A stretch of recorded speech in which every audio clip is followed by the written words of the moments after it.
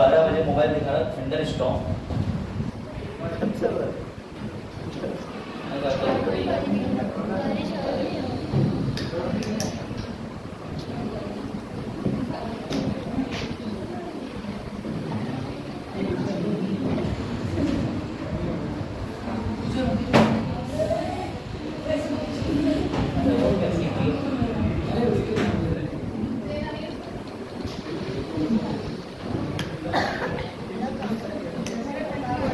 चलो भाई शुरू करते हैं।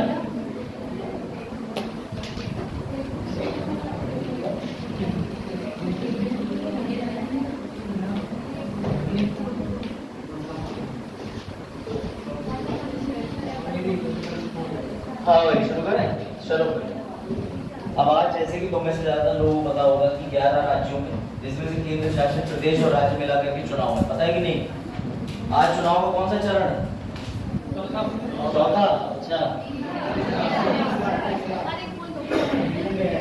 28 में लोकसभा चुनाव हो रहे होंगे ना? 2048 चल रहा है। ऐसा है, और टीम की जरूरत भी नहीं पड़ेगी, मच्छरदानी लगाया। चलो भैया लो देख लो चुनाव विशेष, क्योंकि कोई भी आएगा तो चुनाव ही पूछेगा, है ना? अखबार सारा पड़ा है जिससे तो मैंने चुनाव के बारे में थोड़ी जानकारी ले लो। याद रखिएगा, मिनट कहता है कि सुबह की न्यूज है 8:15 की, ठीक है? सर किसने डाली? पीएम मोदी जी ने अपना वोट दे दिया है अहमदाबाद में आज जाकर के। उन्होंने जनसंघ से आग्रह किया है कि भैया आप भी जाकर के अपना वोट दे दें, याद रखिएगा। तो आज कितनी सीटों पर चुनाव है? 93 सीटों पर। कितने राज्यों में? 11। इससे पहले 26 तारीख को चुनाव कितनी सीटों पर होना था? 89 पर, 89। लेकिन हुआ ये कि गुजरात में दलाल जी ने, मुकेश दलाल उनका नाम ही है, तो मुकेश दलाल जी की एक सीट जो है वो पहले ही विजय घोषित हो गई, क्योंकि आपको पता है कि उनकी अपोजिट पार्टी के सारे जो विपक्षी नेता थे एवं प्रस्तावक थे, सबने छुट्टी ले ली। सब बोले ना ना हम नहीं खड़े होंगे, धोखे से हो गए हैं। कौन है? हवा से हुआ भाई। अब देखो दोबारा हो गया तो तुम भाई फिर से ऊपर निकला, ठीक है? चलिए मुझे ध्यान रखिएगा कि आज 1331 कैंडिडेट खड़े हुए हैं। तीसरे चरण का वोटिंग है। तो भैया तीसरे चरण में कहां-कहां कितनी सीटें हैं? अपने यूपी में टोटल लोकसभा कितनी सीटें हैं? 81 है।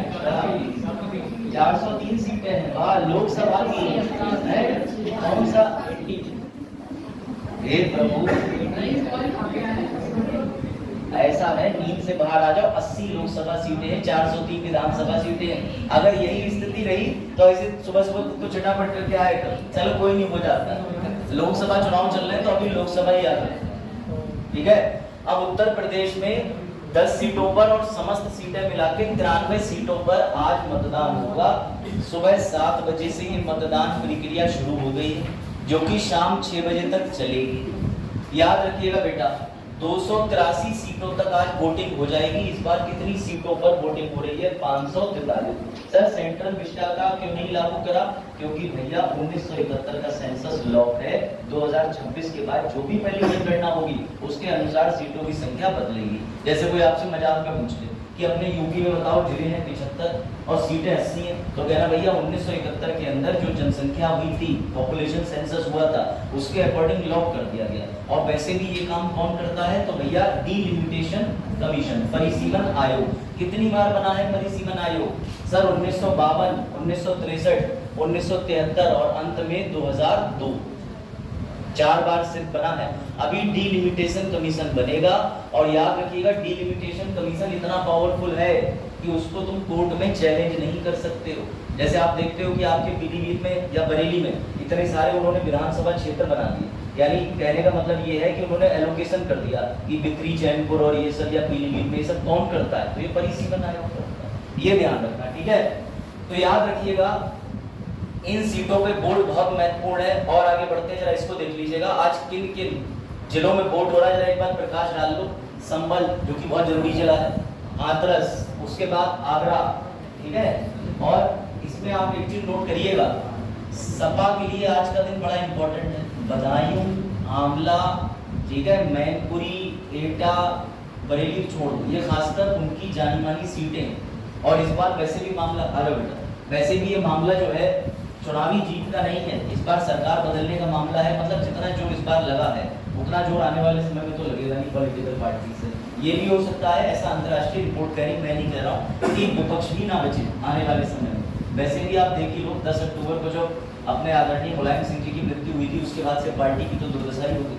तो अब कोई स्ट्रॉन्ग पार्टी बची नहीं है। आम आदमी पार्टी में 21 मार्च को वो सही का नारा लेते हुए चले गए वहां पर जेल में, जो कि अभी तक बाहर नहीं आए हैं। तो जरा देखिएगा। और वैसे भी बिहार अभी तक जातीय जनगणना नहीं करा पाया है। जातीय जनगणना के पहले सपोर्ट में थी बीजेपी, अगेंस्ट में होती है, फिर कभी सपोर्ट में आ जाती है। तो ये याद रखना, ठीक है। जातीय जनगणना के क्या प्रभाव पड़ेंगे वो भी जानेंगे। चलो भैया याद रखना, मैनपुरी को लेकर के आश्वस्त है समाजवादी पार्टी, क्योंकि डिम्पल यादव जी ने अपने वोट, ये लोग भी देते हैं। अगर आपसे कोई पूछे कि मोदी जी ने वोट दिया, तो भैया जहां का मूल निवासी व्यक्ति होता है वहां उसका वोटर आईडी कार्ड मिलता है। तो मोदी जी अहमदाबाद में वोट दिया है सुबह ही, और इधर बाकी के जो आपके सपा के जाने माने लोग हैं वो सभी वोट दिया है। चलो अब देखेंगे, वैसे आएगा मजा। तो याद रखिएगा, इससे पहले चरण हमने कब देखा था?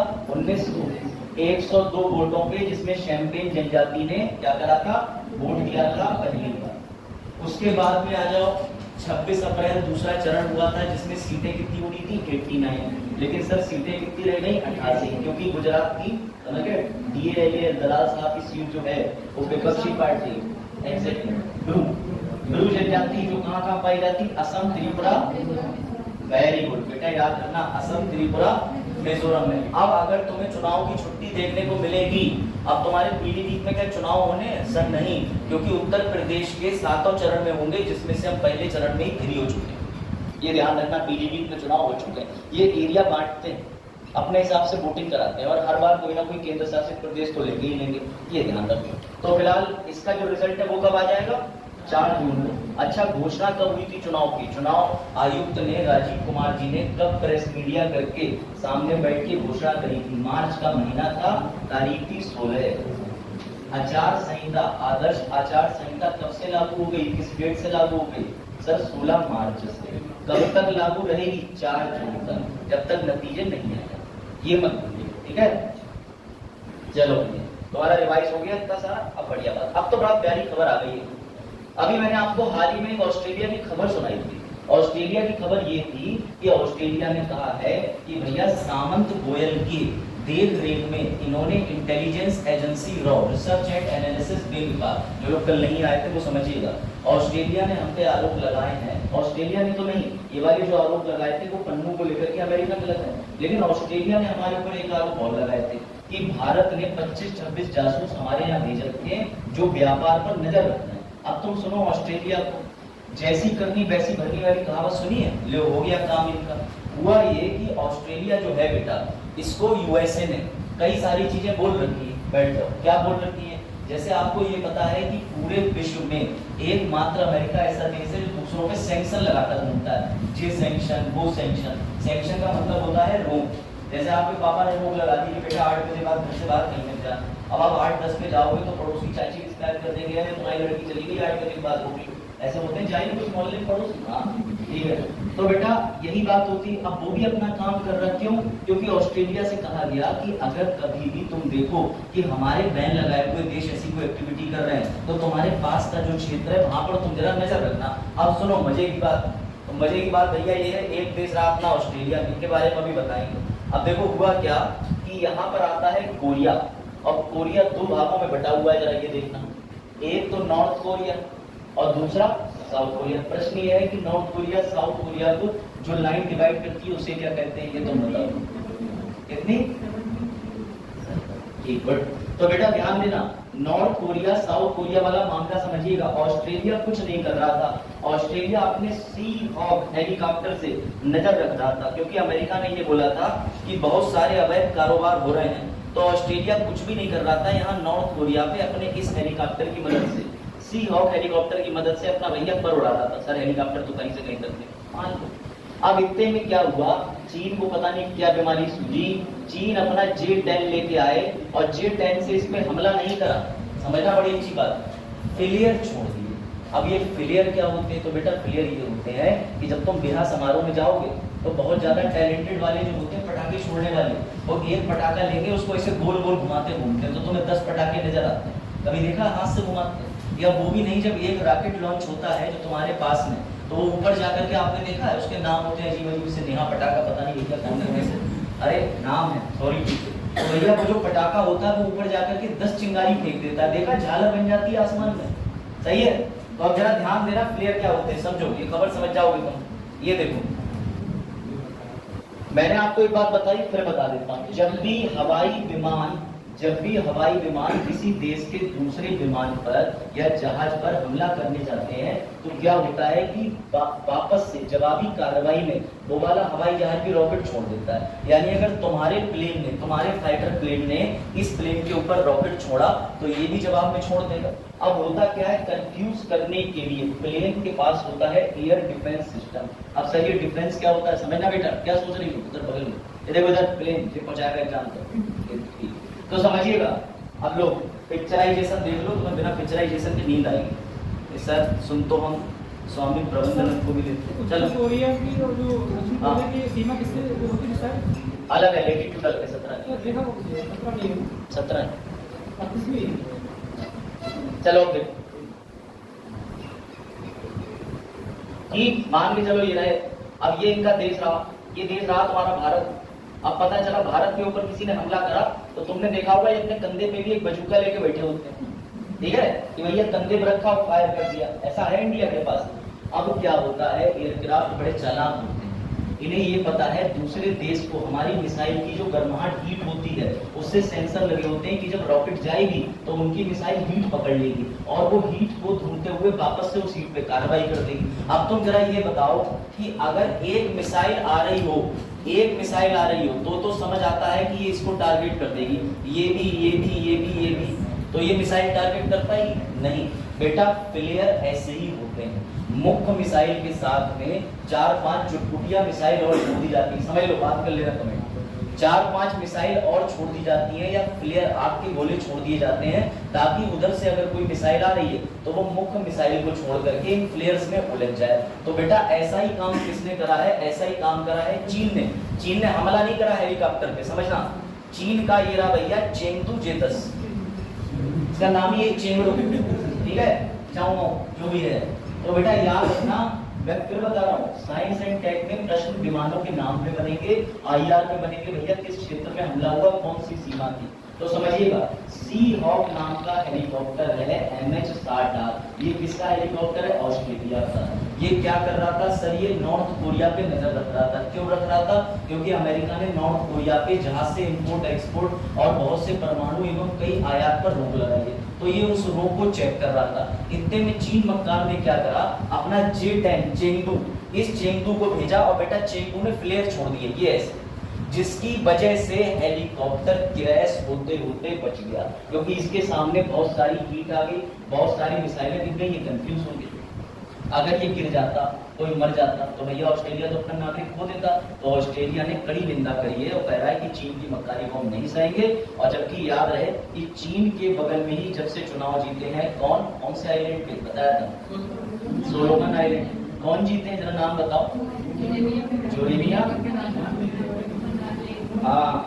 जोरेमिया मानेली, ठीक है।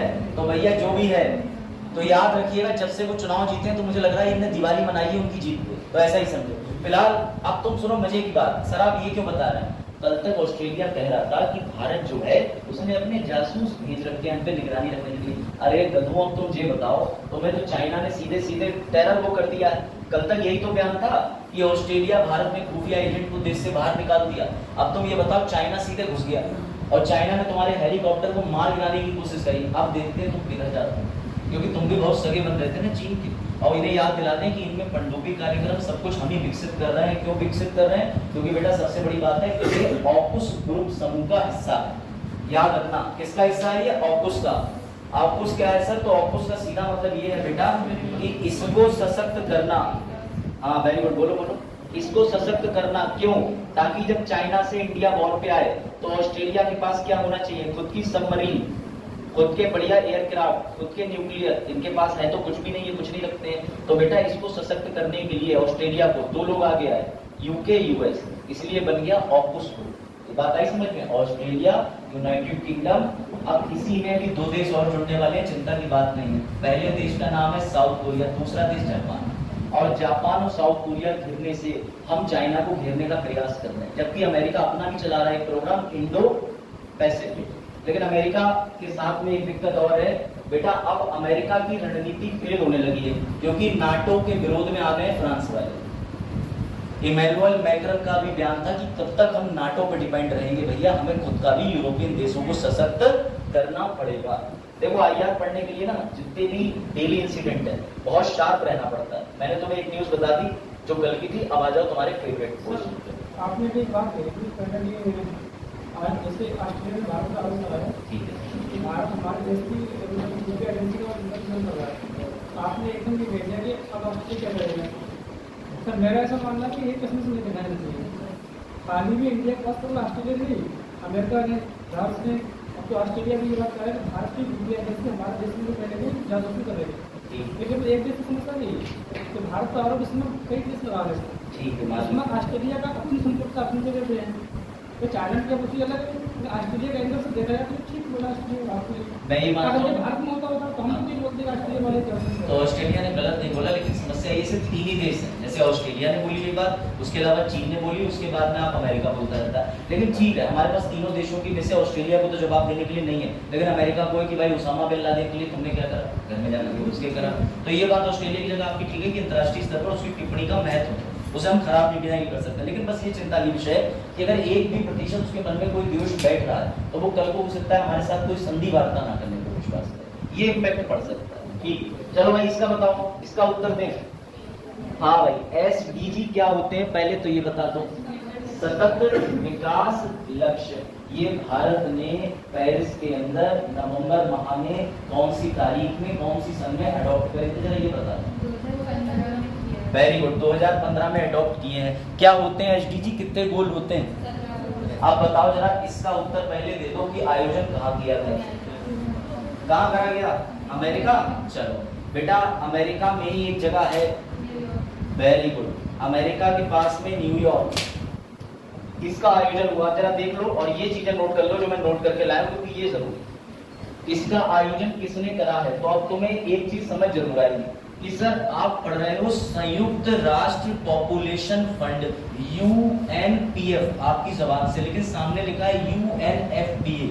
मेरी बात समझना मैं क्या कहने जा रहा हूँ, मैं ये कहना चाह रहा हूँ कि मैं इसको बोल रहा हूँ यूनाइटेड नेशन पॉपुलेशन फंड, पर नाम लिखा है UNFPA। तो चिंता की बात नहीं है बेटा, इसका नाम बदल चुका है, पहले UNPFA करके बोलते थे, अब क्या नाम हो गया इसका, UNFPA को UNPF। ये चीज ध्यान रखना, ठीक है, ये भी नोट कर लेना साथ।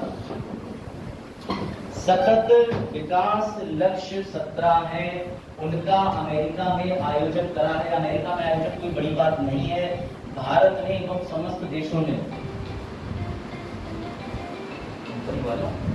चलो भारत ने एवं समस्त 193 देशों ने, बेटा याद रखना, पेरिस के अंदर आज से करीब 15 साल आगे, अब तो 15 साल नहीं रह गया, उस समय था 2015 में, आने वाले 15 साल के लिए 2030 तक बेटा लक्ष्य साधे थे। कितने देशों ने? 193। ये लक्ष्य की सर संख्या कितनी थी? 17। इन 17 में से भी भारत के ऊपर एक टिप्पणी हुई है, वो हुई है अपने यहाँ पर हम स्वतंत्रता प्रेस की मेंटेन नहीं कर रहे, इसमें प्रेस फ्रीडम की भी बात होती है, याद रखना। और इनके बनाने के पीछे सिर्फ एक ही लक्ष्य है कि भैया सस्टेनेबल डेवलपमेंट क्या होता है, वो ये होता है कि आज का खा लो जिससे तुम्हारी भी पूर्ति हो जाए और कल के भविष्य पर कोई प्रभाव ना पड़े, इसे सतत कहते हैं। ये आपने भी अपनी लक्ष्मीकांत पढ़ ली, ज्यादा पन्ने वन्ने बीच से क्रैक नहीं करे, उस पर जो है सरसों तेल भी नहीं गिराया, कॉफी पे पराठा नहीं खाया बैठ के, और वो दूसरा भी कोई प्रयोग कर सके। तो बेटा यही, अब यहाँ पर किसके प्रयोग की बात है? रिसोर्सेज की, संसाधन, क्योंकि ये तो सीमित है। और दूसरी बात, भारत में कौन ऐसा मंत्री है जो इस मीटिंग में, इस आयोजन में हिस्सेदारी ले, तो उनका नाम है ऑनरेबल मिनिस्टर ऑफ पंचायती राज गिरिराज सिंह। वो बने सामने हाथ जोड़ रहे हैं, बाद में कहेंगे हाथ मतलब नहीं जोड़ने वाली बात है, तो बेटा याद रखना। हाँ, इसकी फाउंडेशन 2015, इसमें संयुक्त राष्ट्र के 193 सभी सदस्य देश है। दूसरी बात, ये जो मंत्री जी हैं बेटा याद रखना, इन मंत्री जी ने यानी केंद्रीय पंचायती राज मंत्रालय ने अमेरिका में जाके शामिल हुए हैं इस आयोजन। इन्होंने सतत विकास लक्ष्य के अंदर अपनी भूमिका स्पष्ट करी है कि हम करेंगे देश की रक्षा कौन करेगा। समझ गए कैसे होगा? याद रखना, यूनाइटेड नेशन पॉपुलेशन फंड का नाम बदल गया है, इसको यूएनपीएफ बोलते हैं। पहले नाम क्या था? यूएनएफपीए। कहीं तुम तो बोल रहे हैं प्रेस मीडिया में यूनाइटेड नेशन पॉपुलेशन फंड और नाम है यूएनएफपीए। तो बेटा इसका नाम ऐसे निचोड़ के छोटा कर दिया। पहले नाम बड़ा था यूएनएफपीए, अब कहते हैं यूएनपीएफ। क्यों बदल दिया? बोल ले मसा। हाँ, मतलब ये मानव इवोल्यूशन की विपरीत जा रहा है। देखा? लिख लो, मंत्री जी का नाम जरूर याद रखना। मंत्री जी मत भूलना। जान पूछ के मैं तुम्हें सारे मंत्री जी के दर्शन यही करा दूंगा, वैसे नहीं दिखेंगे। चलो, तो याद रखिएगा सतत विकास लक्ष्य जो है ये बेटा भारत ने भी 25 से 27 सितंबर को 2015 कहां? पेरिस के अंदर अडॉप्ट कर लिए थे। कितने लक्ष्य हैं? 17। एक बार ट्रिक से याद कराए थे, फिर याद कर ले। चलो भाई, सोने वाले बच्चों दो इसका उत्तर।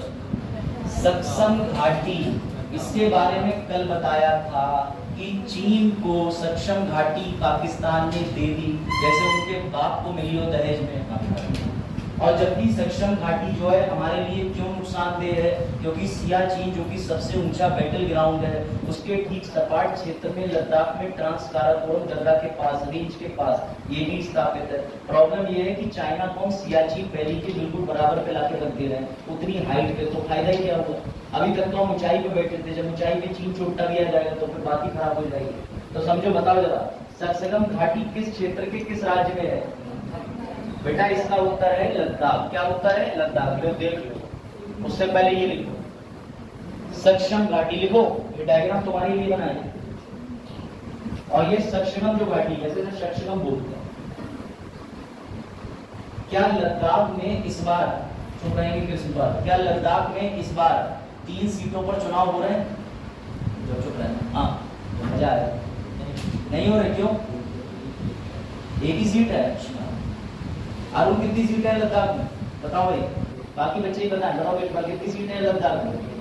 ये प्रभु, जम्मू कश्मीर में 3 सीटें हैं, लद्दाख में कोई सीट नहीं।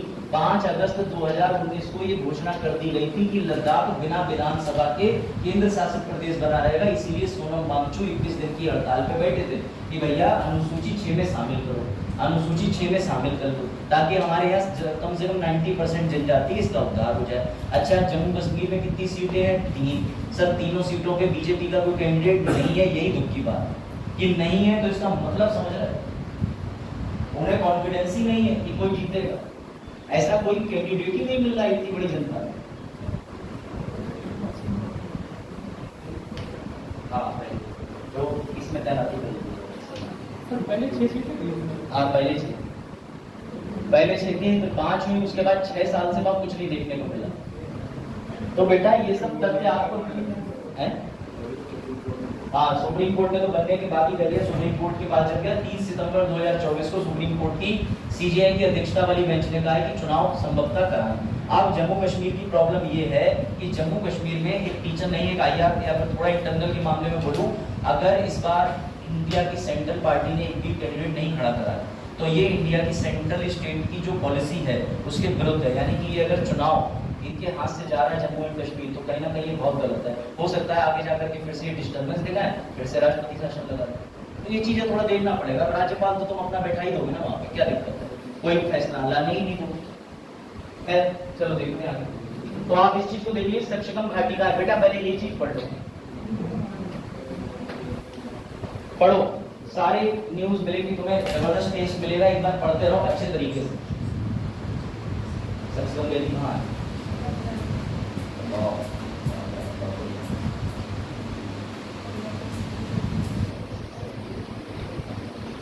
अब पढ़ो घटनाक्रम चिंता पैदा करता है, क्योंकि सड़क सियाचिन ग्लेशियर क्षेत्र में भारतीय सुरक्षा खतरे में डाल सकती है। और आपको पता है ये ओपेक का भी निर्माण हो रहा है। ओपेक पता है क्या है? ओपेक, हाँ, CPEC, China Pakistan economic corridor.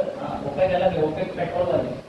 हाँ, क्योंकि बेटा याद रखिएगा, तो सड़क पाकिस्तान और चीन से, वैसे आपको बता दूं कि जो सड़क निर्माण हो रहा था वो इंडिया ने अपनी चालाकी और सूझबूझ से रुकवाया है। कैसे इंडिया के पास में जीपीएस और सैटेलाइट है, नाविक और इनसाइट, उससे पता चला कि चीन जो है वो छैनी हथौड़ा लेके कटाकट चोट दे रहा है। तो जब देखा गया तो सक्सेगम घाटी में भैया उनके मजदूर चल रहे थे। अब उनके मजदूर और फौजियों के अंदर पता नहीं चलता, टिक नहीं सके तो देखो भाई बात।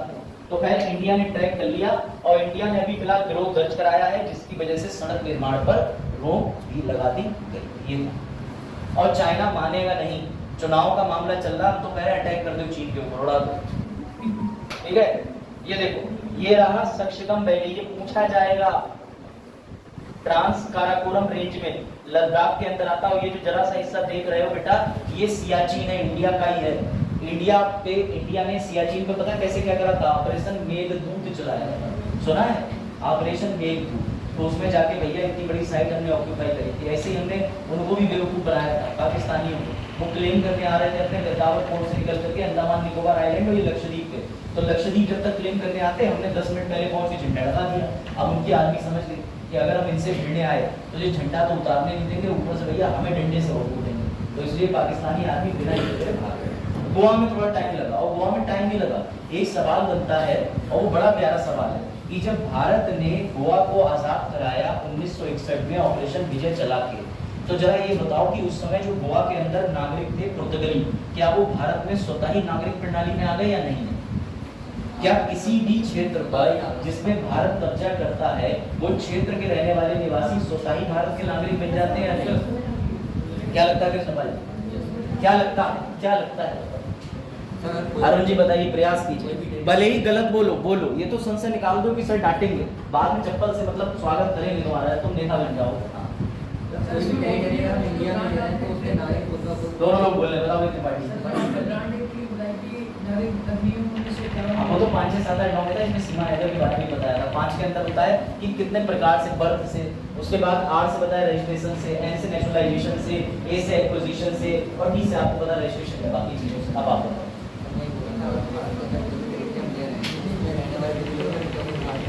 याद रखना, नियम ये कहता है कि भारत अगर किसी भी क्षेत्र में से चाइनीज को कब्जा कर ले तो बेटा ऐसा एकमात्र देश भारत ही है। ईमानदारी सुनो, ईमानदारी बजा जाए, भारत तुरंत ही एक बिल बनाता है, उस बिल के अंदर दिन में समय देता है 60 दिन, 90 दिन, 180 दिन। 2 ऑप्शन दिए थे भारत ने गोवा को कि देखो भैया तुम्हारे पुर्तगाली चचा मम्मा ताऊ जो है उनसे संपर्क कर लो, चाहो तो तुम वापस चले जाओ जहाँ से तुम आए। अगर तुम्हें रुकना है, भारत की नागरिकता कबूल करनी है तो हम करने को तैयार है, ये कागज भर के फॉर्मेलिटी कर दो। तो दोनों ऑप्शन हमने रखे, कुछ रुक गए तो वहाँ शराब बेच रहे हैं, खाली वाली बढ़िया वाली सब्जी दी है 30 रुपए की, और जो नहीं रुके इनको चली गए। तो याद रखना, भारत का संविधान तो ये कहता है कि हम तुम्हें कुछ नहीं देंगे, क्योंकि एक्विजिशन अधिग्रहण करते ही भारत में आप स्वतः नागरिक बन जाओगे। लेकिन भारत कहता काहे ओवर पॉपुलेशन करना, समझ रहे हो, काहे रवांडा बिल पास करवाना, देखा ना रवांडा बिल। तो याद रखना, रवांडा बिल अभी किस देश ने पास किया है बेटा? ब्रिटेन ने इसलिए पास करा क्योंकि रवांडा के लोग मैक्सिको की खाड़ी से होते हुए और इधर से पास में आ जाते थे यूके के अंदर, ब्रिटेन यूके। तो बेटा जब ये आ जाते थे तभी तो ऋषि सुनक ने कहा था we will stop every small boat which is coming toward us. तो इसके लिए उन्होंने पैसा दिया, किसे पैसा दिया भैया? रवांडा को, कि लो अपनी ये जनसंख्या अपने पास रखो। तो मीडिया बोली अरे पागल हो गए, जितना खर्चा तुम कर रहे हो उतने में तुम यही इंतजाम कर देते। बोले तुम्हें नहीं पता, इंतजाम कर देते, ब्लैक व्हाइट का मसला। हाँ भाई इसका उत्तर बताओ। ये आज का सबसे प्यारा प्रश्न है। तुम कहोगे सर क्यों? ना ना ना ना ना, वो तो सही कारण है, दूसरा एक और कारण है। ठीक है ठीक है, नहीं मैं आपको बताता हूँ। देखो भैया, नहीं हाई कोर्ट सब पता है सबको। अब जो मैं बता रहा हूँ वो नहीं पता होगा। सुनो भैया, तुम मजे की बात सुनो। ये बात बिल्कुल ठीक कह रहे हैं कि बच्चे ये झारखंड कोर्ट से आए हैं, और बेटा ये झारखंड हाई कोर्ट के चीफ जस्टिस थे। चीफ जस्टिस हर हाई कोर्ट का होता है, कंफ्यूज मत होना, मैं जूही चावला नहीं हूँ, सुप्रीम कोर्ट एक ही है। ठीक है, जूही चावला ने कह दिया था इंडिया का सुप्रीम कोर्ट, दिल्ली का सुप्रीम कोर्ट। हे भगवान, कैसे उसका पति करते हैं। चलो देखो बेटा यहाँ पे, तो याद रखना झारखंड के कोई बात नहीं, लेकिन मजे की बात सुनो। भारत में जीएसटी को संवैधानिक दर्जा प्रदान किया गया है। सर कौन से संविधान संशोधन से? 279AA। ठीक, या सिंगल ए? सर सिंगल ए समझना, क्योंकि 269AA पे तुम कंफ्यूज हो सकते हो, दिल्ली चले जाओगे। ठीक है, इसलिए ध्यान रखना। अब सुनो मजे की बात, अगर ये संवैधानिक है, समझना कॉन्स्टिट्यूशनल है, तो कोई बात नहीं, हमने संविधान के लिए कोई ना कोई संशोधन तो किया होगा, तभी तो जीएसटी को डाला होगा। तो जरा बिल बताओ और संविधान संशोधन बताओ जिससे जीएसटी डाला। हाँ, बिल अमेंडमेंट 101। तो तुम संशोधन तो याद रखना कि शुभ राशि किसी के लिफाफे में दोगे तो 101 रुपया देते हो, याद रखना। इसके लिए पहले 115वां बिल आया था, 115वां बिल को तो पढ़ा ही नहीं दिया, नकार दिया। फिर 122 में बिल को परिवर्तित कर दिया। देखो बिल जो होते हैं वो ज्यादा क्यों होते हैं, क्योंकि कई बिल अभी पेंडिंग भी हैं, तो बिल के क्रम के अनुसार बिल कभी संख्या आगे पीछे हो सकती है, लेकिन संशोधन महत्वपूर्ण होता है। अब बेटा समझिएगा दूसरी बात, ये जीएसटी को हमने संवैधानिक संशोधन करके क्या बना दिया, कॉन्स्टिट्यूशनल बॉडी। अब ये करेगा मीटिंग 2017 के बाद से इसकी मीटिंग होती रहती है, कभी गोवा में कभी नई दिल्ली में। अब सुनना ध्यान से, इसने अपनी 49वीं मीटिंग करी थी। बेटा ये ध्यान रखना तथ्य, कौन सी मीटिंग करी थी, जिसमें निर्मला सीतारमण जी ने कहा था हम ये बनाएंगे ये। अब तुम्हारा सवाल ये है बेटा, अगर निर्मला सीतारमण जी ने कहा कि जीएसटी जो कि एक संविधान के अंदर संशोधन करके डाला गया संवैधानिक निकाय है, उन्होंने 49वीं जीएसटी परिषद की बैठक में बोला कि हम एक जीएसटी से प्राधिकरण बनाएंगे। बेटा सुन लो, ट्रिब्यूनल क्या होते हैं, जब तुम्हारा जीएसटी का मामला भी फंस जाए तो तुम डायरेक्टली कोर्ट ना जाकर के इनके पास अपने निस्तारण के लिए जा सकते हो। ये भी अपने आप में कोर्ट होते हैं जो कि त्वरित कार्रवाई करते हैं। तो जरा ये बताओ, क्या ये जीएसटी अपीलेट ट्रिब्यूनल संवैधानिक हुआ कि नहीं हुआ? अब आएगा, हाँ बताओ, ये जो जीएसटीएटी है ये संवैधानिक है या नहीं है? ऐसे पूछने मजा आता है ना, यूपीएससी के लेवल तक जाओगे क्या फायदा बढ़ेगा? हाँ पूछो, क्योंकि तुम्हें आगे चल के ये चीज कंफ्यूज करेगी। और बेटा ये यूपीएससी में कंफ्यूजन दी है, क्वेश्चन आया है, मॉक लगा रहा हूँ, मॉक के अंदर क्वेश्चन है, बाजीराव डरी जैसे अच्छे लोग, ठीक है? वैधानिक बॉडी क्या लगता है प्रिंसिपल? सभी लोग अपने उत्तर जरूर दें, चाहे गलत सही दें। जिसे ना समझ आया हो दोबारा पूछिए। हाँ संवैधानिक है, संवैधानिक है, वैधानिक है। अच्छा क्या लगता है बताओ भैया। तो सुनो बेटा, जीएसटी लागू करने के लिए बनाया गया था जीएसटी अधिनियम। बेटा ये जो एक्ट है, इस एक्ट में जब भी कोई बॉडी बनाई जाती है उसे क्या बोलते हैं, वैधानिक। क्यों? क्योंकि वो किससे बनी है, विधि द्वारा, याद रखना। लेकिन जीएसटी यहाँ पर वैधानिक भी नहीं। अब तुम कहोगे सर डुप्पल के, हाँ, ना तो ये वैधानिक है ना ये संवैधानिक है। बेटा जिस बॉडी के आगे ट्रिब्यूनल लग जाता है वो हो जाती है क्वासी जुडिशियल, यानी अर्ध न्यायिक। अब आया बड़ा, ये अर्ध न्यायिक है क्योंकि ये कोई ऐसी बॉडी नहीं है ह्यूमन राइट कमीशन की तरह जो विधि से बनी विधिक कार्य कर रही हो ना, ये कर रही है पूरी तरीके से न्यायिक कार्य। बेटा ये पूरा कंसेप्ट है जीएसटी परिषद का। फिर कहोगे, रिपीट कर दूंगा, सर इसके अंदर कितने लोग होते हैं? बेटा इसके अंदर होते हैं 1/2, तो सर टोटल कितने होते हैं? 3। ये जो 1 होते हैं ये रहे अध्यक्ष, इन्हीं की बात हो रही बाबूजी की। और अध्यक्ष भी सुनो, सर पहले कौन से थे? तो बेटा मिश्रा जी को कतई मत भूलना, क्योंकि पहले जीएसटी ट्रिब्यूनल के सबसे पहली बार अध्यक्ष यही बने हैं। आज तक इस बॉडी को 2019 में बोला था, लेकिन इंप्लीमेंट करते करते 2024 आ गया। तो सबसे पहले अध्यक्ष बने। काम क्या है, तुम्हारी जीएसटी फाइल नहीं हुई, तुम्हें सरकार पे संदेह मुकदमा डालना, चले जाओ देखो। और इसमें 90 दिन यानी 2 महीने से लेकर 90 दिन के अंदर विस्तार का कार्यक्रम किया गया है। वकील की जरूरत पड़ती, हाँ 25,000 रुपए कर देंगे। हाँ भाई समझ का बात। सर ज्यादा तथ्य फेंके, एक बार लिख दो, बोले पता नहीं मास्टर के लोग गलत ना बोलते। ठीक है, लो भैया देखो, पहले जरा ये नोट कर लो, ये झारखंड के चीफ जस्टिस रहे हैं और ये पहली बार बने हैं जीएसटी बेटा अपीलेट प्राधिकरण के, ट्रिब्यूनल के। ट्रिब्यूनल सर कहाँ है संविधान में, कौन सा अनुच्छेद है बता दो जरा हल्के से? 323, जिसमें हमने केस पढ़ा था। एक टाइम पे ट्रिब्यूनल को बेटा हाई कोर्ट से ऊपर दर्जा दे दिया। तो ट्रिब्यूनल जो होते हैं फिर बाद में सुप्रीम कोर्ट बोला कि पागल हो गए संपत कुमार के केस में, बोले ये प्राधिकरण है छोटा मोटा, हाई कोर्ट से ऊपर वैल्यू दे दी, तो बेटा याद रखना ट्रिब्यूनल से ऊपर हाई कोर्ट से ऊपर। तो जीएसटी सर कैसी बॉडी है, संवैधानिक, लेकिन जीएसटी विधि से बना अर्ध न्यायिक जीएसटी अपीलेट ट्रिब्यूनल। ये मत भूलना, क्यों नहीं भूलना, अभी दिखा रहा हूं। अब बेटा याद रखना, या तो ये बाबूजी बने रहेंगे 4 साल तक, या तो ये 4 साल तक अध्यक्ष रहेंगे, या 70 साल की उम्र तक जो पहले हो जाए। यानी सर आज इनकी उम्र है 69, तो बेटा ये 70 पे रिटायर हो जाएंगे, इनकी जगह कोई और आ जाएगा। कौन इनकी नियुक्ति करता है, तो भैया इनकी नियुक्ति जो होती है पार्लियामेंट की स्पेशल समिति द्वारा रिकमेंडेशन देके करी जाती है। करता राष्ट्रपति है, शपथ कौन दिलवाती है, सीतारमण जी। ये बात मत भूलना।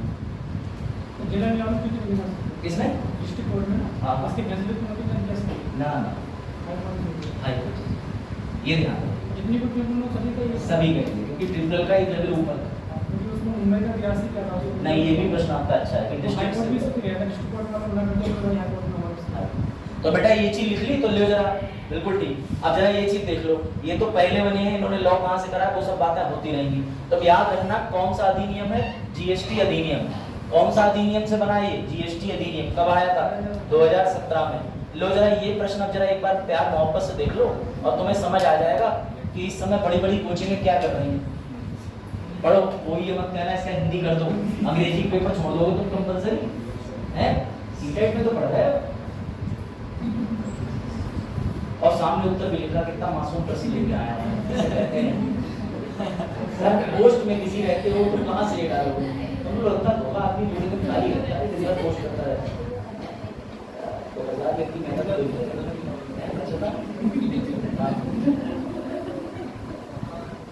चलो देखो इधर, इसमें पहला ही प्रश्न पढ़ो, इसमें क्या लिखा है कि अपीलेट ट्रिब्यूनल जीएसटी का संवैधानिक बॉडी है। लो यही गलत, पूरा यूपीएससी हमने ऐसी क्वालिफाई कर लिया क्योंकि पढ़ना ही नहीं है। जहां लिखा संवैधानिक लिखा है काट दो। उसके बाद अगला, जीएसटी अपीलेट ट्रिब्यूनल कोई भी अपील मना कर सकता है टैक्स फी फाइन की, जो कि 1 लाख रुपए से ऊपर हो नहीं, क्योंकि पैसों की बात ही नहीं। तो भैया दोनों उत्तर गलत हो जाएंगे। बात है कोई पैसों की तय सीमा नहीं है। 1200 रुपए की जीएसटी बनने वाला पान के अंदर कोई शॉप चला रहा हो तो वो भी सम्मान से जाके ट्रिब्यूनल में केस फाइल करे। इसमें हमने कैपिंग नहीं करी पैसों की, वरना अभी गरीब गरीब का कैप है। ठीक, तो बेटा ये दोनों उत्तर आसान समझ गए। तो ये रहा यूपीएससी के मॉक में आया हुआ प्रश्न, जो कि 499 वाली कैसे इसमें नहीं मिले। इसमें कई सारी बेंच हर राज्य के लिए जोनल बेंच बनेगी, रीजनल बेंच बनेगी, वो अभी तक दूरी बेंच स्थापित हुई, एक कर्नाटका में दिल्ली। चलो इसका बताओ उत्तर। हाँ अब तुम्हें प्रैक्टिकल समझाते हैं, चलो प्रैक्टिकल, अभी तो मजा आएगा जीवन का। ले भैया देखो, एक दिन आलोक के पास फोन आया, ठीक है, ये रहा आलोक, चश्मा लगा, अगला ठीक, आलोक के पास फोन आया, बोले ऐसा है हम तुम्हें 5000 रुपए देने पर इधर से 15 लाख की बोलेरो दे देंगे। तो आलोक ने कहा पहली बात तो बोलेरो 15 ही आनी है, हाँ पता फिर 8 साढ़े 8 के नीचे वेरिएंट आ रहा। ठीक, तो फिर आलोक ने वही पकड़ ली बात। अब सुनो, अब लेकिन आलोक एक झांसे में आ गए, उधर से अगला फोन जो आया वो महिला का आया, बोले आलोक जी बात कर रहे हैं। तो आलोक जी बोले हाँ, बोले सुनिए आपके घर के पीछे जो है वो एक जगह पड़ी है, आपने आवेदन करा है, हम वहाँ टावर लगाना चाह रहे हैं। किसका, बीएसएनएल का। तो आलोक बोले सरकारी कंपनी टावर, तो समझना। तो आलोक से मैडम कहती हैं कि देखिए हमने आपको एक लिंक भेजा होगा, ऐसा इसे लिंक कहते हैं, ठीक है, www.alok.com। ठीक, अब आलोक से कहा ये लिंक भेज रहा है, आलोक ने जैसी लिंक पे क्लिक करा तो मैडम की पर्सनल डिटेल सारी साझा हो गई आलोक से। अब आलोक थोड़ी देर बड़ा खुश हुए, बोले टावर से पहले ही नेटवर्क पूरे आ गए। आप समझिएगा बात को, ठीक है। देखिए अब हुआ ये कि मैडम ने कहा कि अगर आप टावर लगवाना चाहते हैं आलोक जी, तो आप छोटी सी धनराशि है, मात्र छोटी सी धनराशि 1299 रुपए की, जो कि हमारे सेफ्टी और सिक्योरिटी कंसर्न टीम आपको ठीक पेमेंट होने के, जैसे आपके घर टावर खड़ा होगा वैसे ही आपके खाते में वापस कर दी जाएगी। तो अब ये बोले 1299 में क्या ही दिक्कत। तो बेटा इन्हें मैडम ने फिर से एक लिंक भेजी, www लिंक पे क्लिक करने के बाद ये यूपीआई पे पहुंच गए। वहां स्वतः ही एक रकम भी लिख के आ गई 1299। अब यूपीआई के अंदर या तो तुम्हें 6 अंक का पासवर्ड मिलता है या 4 अंक का पासवर्ड मिलता है, इन्हें डालने के बाद में पैसे चले गए। अब ये तुरंत भागे पुलिस के पास। तो बेटा ज्यादातर ऑनलाइन फ्रॉड में पैसा रिकवर क्यों नहीं हो पाता, सुनो, एक लूपहोल ये कहते हैं यूपीआई बनाने वाले, अगर तुमने खुद से यूपीआई पिन डाल दिया, इसका मतलब तुम उस ट्रांजैक्शन के बैकग्राउंड को जान रहे हो, पूरा जान रहे हो, फिर हम कुछ नहीं कर सकते। तो जब ये पुलिस के पास पहुंचे, इन्होंने पूरी घटनाक्रम बताई, बाकायदा नंबर भी था, वीडियो कॉल भी हुई थी, तो पुलिस वाले ने नंबर भी ले लिया, वीडियो कॉल भी उससे हो गई, लेकिन पुलिस वाला के झांसे में नहीं आया क्योंकि वो परिचित था। अब सुनो ध्यान से, भारत में यूपीआई चलाने वाली कई ऐप हैं बेटा। सरकारी ऐप का भी नाम याद रखना, भीम। ये जय भीम नहीं है, आदरणीय अम्बेडकर साहब से जोड़ दिया है, ठीक है। जय भीम, जय श्री राम, जय सीताराम तो सब पे राजी है, लेकिन आओ तो तुम सरकार को वोट तो दो। तो बेटा समझना, यूपीआई को मैनेज करता है भारत के अंदर एनपीसीआई। कौन करता है? एनपीसीआई। तुम्हारी हर एक ट्रांजैक्शन का ऑटोमेटिकली जो रिकॉर्ड बनाता है इलेक्ट्रॉनिक, वो बनाता है national payment corporation of India. अब ये जो एनपीसीआई होता है, इसके पास तो कोई कंप्लेंट करता ही नहीं, वो तुम्हें पुलिस वाले कहते हैं साइबर क्राइम पे चले जाओ। साइबर क्राइम में यूपीआई का मानक तो जोड़ दिया, लेकिन साइबर क्राइम तुम्हारी कब हेल्प करेगा? जब फेसबुक पे एक और आईडी बना ली हो उन्हें जावे, और फिर इधर-उधर मैसेज कर रहे हैं कभी तो आओ अभी, तो समझ रहे? तो आप जावे नहीं फंस गए भाई, जावे नहीं फंसेंगे, फेमस डायलॉग है। अब पता चला तो समझना, ऑनलाइन फ्रॉड के अंदर मैंने बहुत इस पर रिसर्च करी, तो मुझे समझ आया कि या तो जिनका यूपीआई पे जिन्होंने पिन नहीं डाला, या कोई स्पैम लिंक पे क्लिक करने के बाद प्रक्रिया पूरी नहीं हुई, उनका पैसा आ जाता है, वरना जिसने पिन डाल दिया उसका पैसा नहीं आएगा। इसकी प्रोसीजर बहुत लंबा है। अब हाल ही में ये जो यूपीआई के लिए जिम्मेदार है बेटा, याद रखना एनपीसीआई, बताओ जरा इसका उत्तर दो, इसने किस देश में मदद करी है उस देश को अपना यूपीआई बनाने में? तो बेटा बैंक ऑफ नामीबिया, इसने मदद करी है। यही उत्तर है भैया, बैंक ऑफ नामीबिया की। इसने, जो कि नामीबिया कहाँ पड़ता है सर? अफ्रीका। अफ्रीका में कितने देश हैं फिर पूछ रहा हूँ? 54, याद रखना। तो बेटा इसने नामीबिया जो कि बैंक है कहाँ? अफ्रीका में, उसकी मदद करी है कि हम तुम्हारी खुद की यूपीआई ऐप बनाने में मदद करें। अब जरा फिर से सवाल, क्या एनपीसीआई भारत में संवैधानिक पद है, संवैधानिक बॉडी है, विधिक बॉडी है कि सर नॉन स्टैट्यूटरी बॉडी है? हाँ बताओ भैया, क्या है? मजा तो ऐसे ही आता है। बाकी बच्चे जानकारी के अभाव से ना रहे, जानकारी नोट करते चले। हाँ, ये नॉन स्टैट्यूटरी बॉडी है एनपीसीआई। कुछ बॉडी ऐसी ही बना दी जाती है बेटा। इसको बनाने के लिए telecom regulatory authority of India और एनपीसीआई दोनों के बीच में बहुत हस्तक्षेप हुआ था कि किसके पास पावर है, कि ट्राई अलग है, एनपीसीआई अलग है। एनपीसीआई कहीं ना कहीं आरबीआई के नियमों का पालन कराती है लाइसेंस वितरण में, लेकिन एनपीसीआई की कोई भूमिका नहीं, वो आरबीआई। अभी आपने सुना होगा विजय शेखर शर्मा, पेटीएम के जो आप जिनकी पेटीएम है सीईओ, उनके ऊपर समस्या खड़ी कर दी। क्यों? क्योंकि बेटा विदेश में जो ट्रांजैक्शन होती है वो वॉलेट से करते हैं, ये स्विफ्ट पासवर्ड होता है, स्विफ्ट कोड, वो स्विफ्ट कोड चाहिए होता है, थोड़ा सा ज्यादा डिटेल से दोनों लोग। बेटा याद रखना, इंडियन लॉ इंस्टीट्यूट दिल्ली लिखा था मैंने, पोस्ट करके नहीं कहूँ। चलो हाँ देखा, इतना सब नोट कर लो, और कुछ समझ ना आया हो तो पूछ लो। तो यूपीआई ट्रांजैक्शन प्रणाली डेवलप करने में कौन मदद करेगा? एनपीसीआई। समझ गए एनपीसीआई क्या करता है? National payment corporation of India. चलो लिख लिया, वैश्विक शाखा किसकी? नामीबिया। और बेटा चलो तब तक एक प्रश्न का उत्तर और देता हूँ, इनमें से कौन सा देश है जिसने हाल ही में, वापस आ रहा हूँ हमारी स्लाइड पे, चिंता ना करना,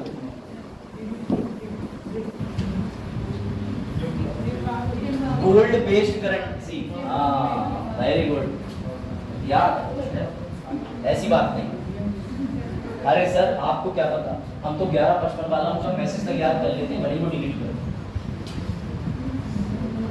है ना? मेमोरी सबकी तेज है, लेकिन गलत जगह तेज है। नहीं, तेज सही जगह बैठे, तेज है ना, मेमोरी गलत जगह पहुंच। याद तुम्हें बहुत रहता, लड़ाई के टाइम में बहुत याद रहेगा। तुमने उस दिन जा कही है और वैसे जो है, हाँ नहीं अनुभव बता, तो लड़ाई होती नहीं है तुम। चलो देखो ये, हाँ लोग इधर देखो, सीबीआई ने आलोक वर्मा को लेकर के बड़ा हस्तक्षेप हुआ था। दो आलोक वर्मा ना रहे थे बोलो, देखो हमारे पास एक ही बार। चलिए मैं इसको, अरे ये तो विवाह अधिनियम ऐसा आ गया, इसमें तो भैया जिंदगी बर्बाद है। आज ज्यादातर किससे बड़ा अच्छे आ रहे हैं। ले भैया देखो, तो सुनो, इसका उत्तर है 2005, घरेलू हिंसा। अब सुनो, घरेलू हिंसा की मजेदार बात क्या लगता है, भारत में अपनी मम्मियों को देख के बताना, सब लोग यहाँ बैठे, मैं भी बताऊंगा, अपनी मम्मी को देख के बताना, तुम्हें तुम्हारे पिताजी घरेलू हिंसा करते हुए नजर आते हैं? है। अगर मम्मी ढंग से जो कह दे हार्पिक की बोतल उठा देना तो पिताजी ब्रश और बोतल और साथ में सिर पे गमछा भी लपेट के आया था, ये लो। तो मैं लगता है मैं ये नहीं कह रहा सबके घर की स्थिति भिन्न होती है, आप गांव के पड़ोस में देखते होंगे कि कुटाई पिटाई भी चलती है, लेकिन भैया गलत है। अरे आप लोगों ने तो लड़ाई नहीं देखी कोर्ट के अंदर, जब मैं था तो सेटलमेंट के मामले आते थे, मध्यस्थता, इसे मीडिएशन कहते हैं। मीडिएशन सुनो, लड़का और लड़की के बीच 6 महीने संबंध प्यार मोहब्बत में बड़ा अच्छे रहते हैं कि हम तुम्हारे लिए तारे तोड़ लाएंगे, बाद में जो वो दांत तोड़ देते हैं बाबू। अब तुम कैसे, सुनो बात, आप कोर्ट में रहने के बाद वास्तविकता झलकती है, क्या हो गया? अच्छा पानी चाहिए, फिर आगे बताएं आपको इंटरेस्टिंग। कोई बात नहीं, आप बेहतर सुनो, ध्यान सुनो भैया। तो होता ये मध्यस्थता वाले मामलों में जैसे लड़का और लड़की जो कि होते हैं NIBBA NIBBI, समझ गए, एक डिग्री चली है, हाई स्कूल से जरूरी हो चुकी है निब्बा डिग्री और निब्बी डिग्री, ठीक? तो समझिए जरा, तो डिग्री ये होती है कि उसके बाद में उन्होंने कह दिया कि हाँ 16-17 साल से उनका प्रेम प्रसंग चला, अखबारों की भाषा बता रहा हूँ, उसके बाद वो वादा कर लेते हैं कि ये दुनिया जालिम हमें जीने नहीं देगी, चलो भाग चले, और भागना भी कहीं दूर तक नहीं है, पीलीभीत से मोहब्बतपुर तक। तो उसके बाद ये होता है, उसके बाद में विवाह संपन्न। अब विवाह संपन्न होने के बाद परिवार वाले तो जानते हैं कि ज्यादा दिन तक तो मामला चलेगा, 6 महीने के बाद वो दोनों निब्बा निब्बी न्यायालय आते हैं, और इतनी भारी मांग भरी होगी, इतनी भारी पूरी यहाँ तक आधे सिर में लाल रंग से मांग। मैं तुम्हें वास्तविक चित्र दिखा रहा हूँ न्यायालय का, सच बता रहा हूँ तुम्हें। उसके बाद होता ये कि वही क्या कहती है, इनने हमें क्या चित्र तुम अपने दिमाग में सुनिएगा तो समझिए। उसके बाद वही निब्बी जो 6 महीने तक ये कह रही थी हम तुम्हारे बिना जीना है सकत रामपाल। अब सुनो ध्यान से, अरे तो वेद विकास, अच्छा वेद विकास ब्रज किशोर ले लो तो समझो। उसके बाद सुनो भैया, उसके बाद वो पता है क्या बोलते हैं, अरे भैया तुम लोग वाटर एक्सचेंज का निकलिए, सुन लो कहानी बहुत जरूरी है, कल को कोई पहुंच जाए धोखेधागे से मध्यस्थता देखने तो मेरी बातों को गौर दे। उसके बाद होता ये कि न्यायालय के अंदर जब वो आते हैं तो वही जो इतनी मोटी मांग भर के आई, वो क्या कह रही थी, इनने हमें धोखे में लेके जान पूछ के बहला फुसला के, धारा दिन में लिखा है बहला फुसला, तुम लली ही इनने टॉफी थी टॉफी ले जब बोलो ऑरेंज वाली टॉफी निकलेगी, ठीक? बहला फुसला के शारीरिक और मानसिक शोषण करा 6 महीने तक, जिसमें तुमने इंस्टाग्राम भी चलाया, फेसबुक भी चलाया, तुमने अपने परिवार में संपर्क नहीं करा। अब न्यायालय का वकील क्या कहता है, वकील को पता है अगर मामला अभी सुलझ गया तो केस कैसे चलेगा, वकील कहता है बिल्कुल इसने तुम्हारे सारे अधिकार छीन लिए, और तुम पे और ये भी लिखवा देना कि चाकू के दम पे असमत लूटी, उसके अलावा जो है इसने तुम्हारे घर से जितना भी पैसा उसा था वो भी मांग करी, दहेज की मांग करी। अब सुनना है यहाँ से, अब कोई लड़की उल्टी पड़ जाती लड़के के लिए, कैसे 3 तरीके से मजबूत हो जाती है।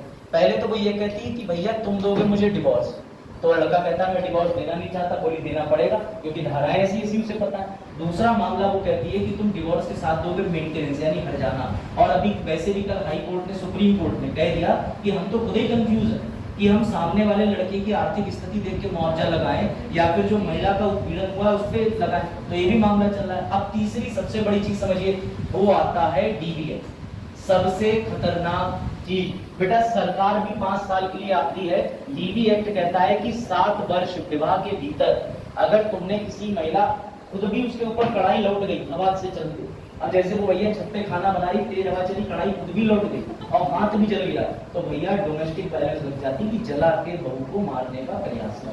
पहली बात तो अब ये तरीका पुराना हो चुका है, जलाई की चीजें नहीं पता चल रहा है। हाँ, कोल्ड ब्लडेड मर्डर करने के लिए बहुत से तरीके हैं, आजकल फॉरेंसिक साइंस इतनी तेज डेवलप हो गई है, ऐसे ऐसे तत्व हैं जो हल्के से मिला के बहू को दे दो, बहू कहेगी लाओ सासू मटे, हो जाएगा काम। तो समझो बात, कोल्ड ब्लडेड मर्डर मेट्रोपॉलिटन शहरों में बहुत होते हैं। तो बेटा 7 वर्ष के भीतर अगर लड़की के ऊपर कोई भी आंच आ गई, हकीकत वाली वैसे आंच नहीं, तो बेटा याद रखना DV एक्ट में तुरंत ही मामला दर्ज हो जाता है और इसमें लग जाती है खतरनाक जला के, प्रताड़ित करके या दहेज मांगने की सब। अगर 7 साल के बाद जली तो भैया ये घरेलू हिंसा से व्यक्ति बच जाएगा, लेकिन इसमें और भी धाराएं हैं। मानसिक प्रताड़ना भी लिखवा देती है कि इनने हमारे वजह से हमारे पापा को प्रताड़ना हुई, जो कि तुम्हारी ठीक शादी के बाद वो निकल गए थे दोस्तों के साथ, उन्हें कहां से प्रताड़ना हुई। तो समझिए बात को। अब इसमें लड़कों की भी गलती है, महिलाओं के लिए इसलिए इतने कानून बनाए गए हैं। राजस्थान में, मध्य प्रदेश में महिलाओं की स्थिति बड़ा गंभीर है। वास्तव में महिलाओं को बेटा या बेटी के लिए प्रेशर डाला जाता है, तो इन प्रेशरों के चलते क्या हुआ कि DV एक्ट का जन्म हुआ। ये ध्यान, इंटेंशन समझ गए। तो भैया अब न्यायालय जाया करें, तुम्हारे लिए कोई नियम नहीं, तुम बहुत मजबूत पैदा हुए थे सारे नियम के साथ, चल तुम्हारे लिए एक ही नियम है, तो बोलो लेकिन अब तो महिला वाले नियम पा सकते हो, 7 लाख रुपए देगा ऑपरेशन करता। चलो देखो सब्सिडी भी है इसमें। चलिए भाई, तो अब लिखिएगा इसमें लिमिटेशन ये है कितने वर्ष के भीतर, तो प्रश्न आ सकता है। सुप्रीम कोर्ट विचार कर रहा है, तो ये क्यों चर्चा में है, सुप्रीम कोर्ट विचार कर रहा है कि उत्पीड़न के मामले में, ठीक है, उत्पीड़न के मामले में अगर महिला जो परेशान हुई है, मुआवजा उस बेसिस पे लगाएं या पति की आर्थिक स्थिति को देखते हुए। तो याद रखना बेटा, जो शॉर्ट समय में हुई चीजें शॉर्ट समय चलती है, वो रिलेशनशिप अलग होते हैं जो बुनियादी ढांचों पे बने होते हैं कि भविष्य में क्या होगा। जो वर्तमान जी लेते हैं और टिकटॉक और यूट्यूब के शॉर्ट वीडियो में जीते हैं, उनके रिश्ते DVF तक ही चलते हैं, 2 से लेकर 5 तक, 2005 तक। सर इसमें 2005 में देखा गया कि महिलाओं का जो घरेलू हिस्सा होती है इसकी प्रमुख वजह संपत्ति का अधिकार ना होना। संपत्ति का अधिकार, ये भी बात आपकी ठीक है। इसके जो नेक्स्ट 2006 में एक राज्य सरकार में आई थी, इसके अलावा 2005 को ही संपत्ति में अधिकार दिया गया। बिल्कुल आप ठीक है, इसका मेन मुझे यही था। सही था। हिंदू सक्सेशन एक्ट के अंदर 2005 में धारा 9 में परिवर्तन करके महिलाओं को भी संपत्ति में बराबर का उत्तराधिकार है। लेकिन ये याद है, महिला ऋण में नहीं होती, ऋण में कर्जे नहीं होगी, पैसा लेने आता है। तो अगर तुम्हारी मम्मी नाना से हिस्सा नहीं मांग रही, अच्छी मम्मी, ठीक है। चलो भैया ये आ जाओ, इस पे आ जाओ। चलो भैया बताओ, अब देखो ध्यान से, 2 एजेंसियां हैं, एक है नाडा, एक है वाडा। तो भैया वर्ल्ड की एंटी डोपिंग है, एक नेशनल एंटी डोपिंग है, तो वाडा और नाडा।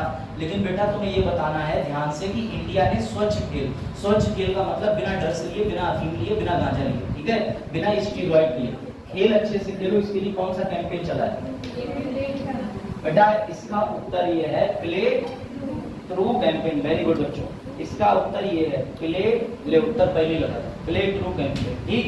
तो बेटा याद रखना जरा ये डिटेल जो तुम्हारे सामने प्रस्तुत की जा रही है। इस कैंपेन में 12,133 खिलाड़ी जुड़ गए, ये बहुत बड़ी बात है। 12,133 खिलाड़ियों ने कहा, इसे पानी मत देना, चलिए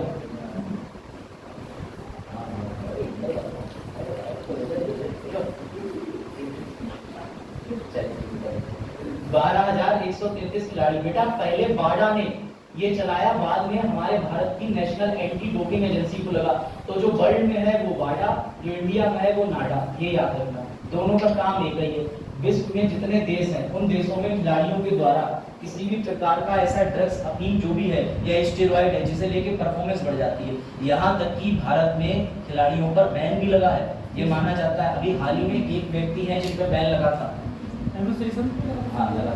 सीरीसन पे तो बहुत लंबा बैन चल गया, वो तो फिक्सिंग का था, लेकिन बहुत लंबा। हाँ अभी हाल ही में एक खिलाड़ी है महिला जिसके ऊपर लगा है मामला, बताइएगा जरा कौन है? मैंने कवर किया है, इसमें नहीं पीछे वाली स्लाइड में। याद रखिएगा बेटा, 2014 से आयोजित हो रहे हैं ऐसे कैंपेन। ऐसे कैंपेन क्यों चलाए जाते हैं? क्योंकि दुनिया भर में एक मुहिम चलाई जाए कि अगर खेलो तो ईमानदारी से खेलो, है ना, वरना फिर बैडमिंटन और रैकेट दे दो तो खेल तो बंदर मिले। याद रखिएगा नाडा 2005, नई दिल्ली, डायरेक्टर आशीष भार्गव, ये याद रखना। तो 2005 में डोमेस्टिक वायलेंस अधिनियम भी आया, तब नशे की भी बातें चल रही थी देश में नाडा। और वो याद रखिएगा वो अलग लॉ था जिसके तहत शाहरुख खान जी के बेटे को चार्जशीट लगा दी गई थी कि वो ड्रग्स की बात कर रहे थे, ड्रग्स खरीद नहीं रहे थे। और क्या हुआ चल रहा है, चार्जशीट इस्तेमाल तो किया ही होगा, ये बात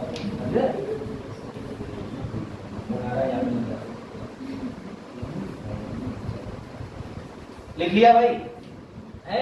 मुझे तो इतना टाइम नहीं लगा, तुम लोग लिख लिया। बाडा और नाडा याद रहेगा, बाडा नाडा। बाडा से वर्ल्ड, एन से national anti doping agency, world anti doping agency. ले भैया इसका उत्तर दे दो।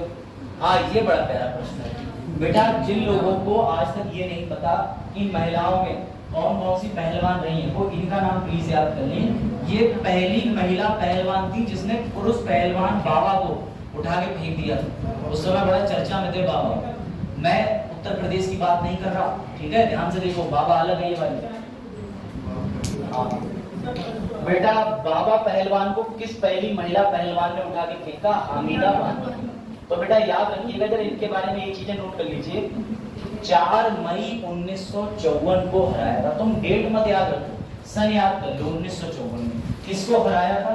बाबा पहलवान को। अच्छा, इनको याद क्यों करा जा रहा है? क्योंकि अभी गूगल ने अपने डूडल में इनका प्रयोग करा। जैसे तुम गूगल पे लिखते हो कि google.com, गूगल के अंदर गूगल सर्च कर रहे हैं, इतनी मान जनसंख्या, तो बेटा उसी गूगल पे डूडल बन के आते हैं, अलग अलग किरदार बन के आते हैं। तो उन्हीं में बनाया गया था हामिदा बानो को।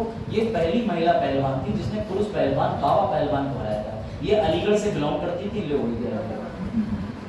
अलीगढ़ से बिलोंग करती थी बेटा, और इन्हें कहा जाता था अमेज़न ऑफ अलीगढ़। क्या कहा जाता था? Amazon of Aligarh. इन्होंने बर्लिन ओलंपिक्स में भागीदारी ली थी, बर्लिन ओलंपिक्स में भागीदारी ली थी और भारत का प्रतिनिधित्व करा था। देख रहे हो, AI से मानव पे जोड़ रहा है। हाँ सही, इंटरैक्ट। अच्छा, ये जी किन का है? एरो वाला मिल रहा है।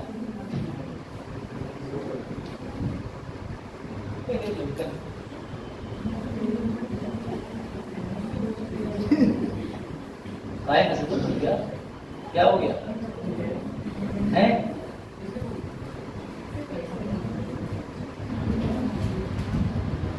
हाँ पहला पानी जाओ, चलो चलो आगे। सही जगह बेटा। बर्लिन ओलंपिक कब हुए थे? 1936 में भारत का प्रतिनिधित्व करा था, लेकिन कुछ जीती नहीं थी। तो याद रखिएगा, अंतरराष्ट्रीय कुश्ती में पहली महिला जिसने करा था, ठीक है, याद रखिएगा। एनसीईआरटी में कहानी है, वो महिला वेट लिफ्टर की कर्णम महेश्वरी, ठीक है बेटा। वो सबसे पहली ऐसी महिला थी वेट चैंपियनशिप में, वेट मतलब पावर लिफ्ट में। तो उनसे यहाँ कंपेयर मत करना जिन्होंने ओलंपिक्स के अंदर करा। सबसे पहले गोल्ड नाम, इनका नाम क्या है? Very good, Hamida Bano. इनका फोटो सॉरी डालना भूल गया, बड़ा मस्कुलर थी, कल फोटो जरूर दिखाऊंगा आपको। देख लिया? अलीगढ़ की थी, अलीगढ़, वही अलीगढ़ विश्वविद्यालय जिसकी पहली बार महिला बनी है। कौन? Vice chancellor. क्या नाम है? उसी दिन तो बताया था चन्नी, फिर अब भूल गए। एक बार बोल दो, क्या नाम था बताओ बच्चों। हाँ भाई, हाँ कोई बात नहीं, बता दो, देख के बता दो। छूट दी तो मैं जाओ, देख के बता दो।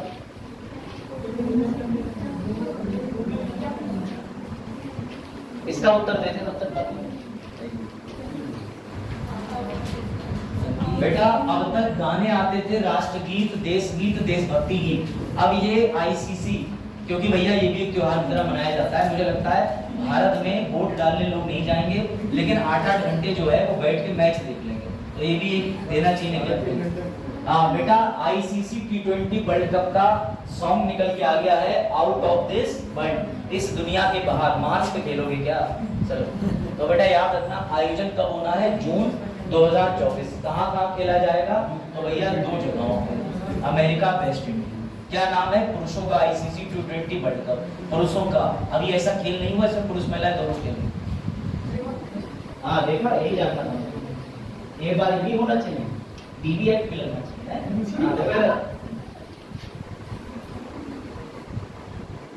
देखा, आयोजन कब है? जून 2024। अब अगले महीने में या तो पीसीएस की तैयारी कर लो या आईसीसी T20 है, देख लो। अच्छा ले तब तो पता है। हाँ ये बताओ, जो अग्निशामक होते हैं बेटा, उनके लिए भी एक डे डेडिकेट है। उनके लिए कौन सा अंतर्राष्ट्रीय दिवस है? 4 मई। अच्छा, ये मनाया क्यों गया? अभी हाल ही में घटना हुई थी ऑस्ट्रेलिया के अंदर। ऑस्ट्रेलिया के अंदर जंगल फॉरेस्ट फायर लग जाती है, तो वहां बेटा 5 अग्निशामक मर गए। तो उनकी मृत्यु में उनको थोड़ा श्रद्धांजलि देने के लिए मनाया गया है बेटा। याद रखिएगा, शुरू कब करा था मनाना? 1999।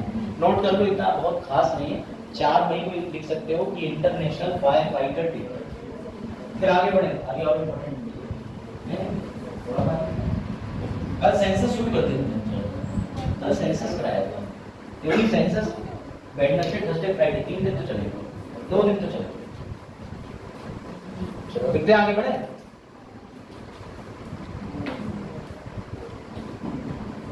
कोई नहीं मिल रहा है, इसमें लिख लिया। चलो भैया, ये बहुत बढ़िया प्रश्न है, ये तुम्हारे भविष्य को देख के है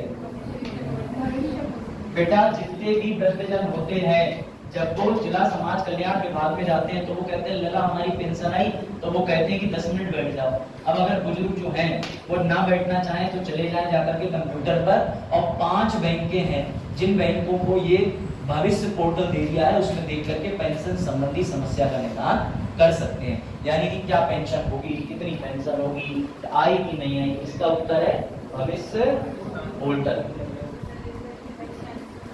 ठीक, 4-1 बैंक बुजुर्ग। चलो भाई अगले प्रश्न का उत्तर प्रदान करो।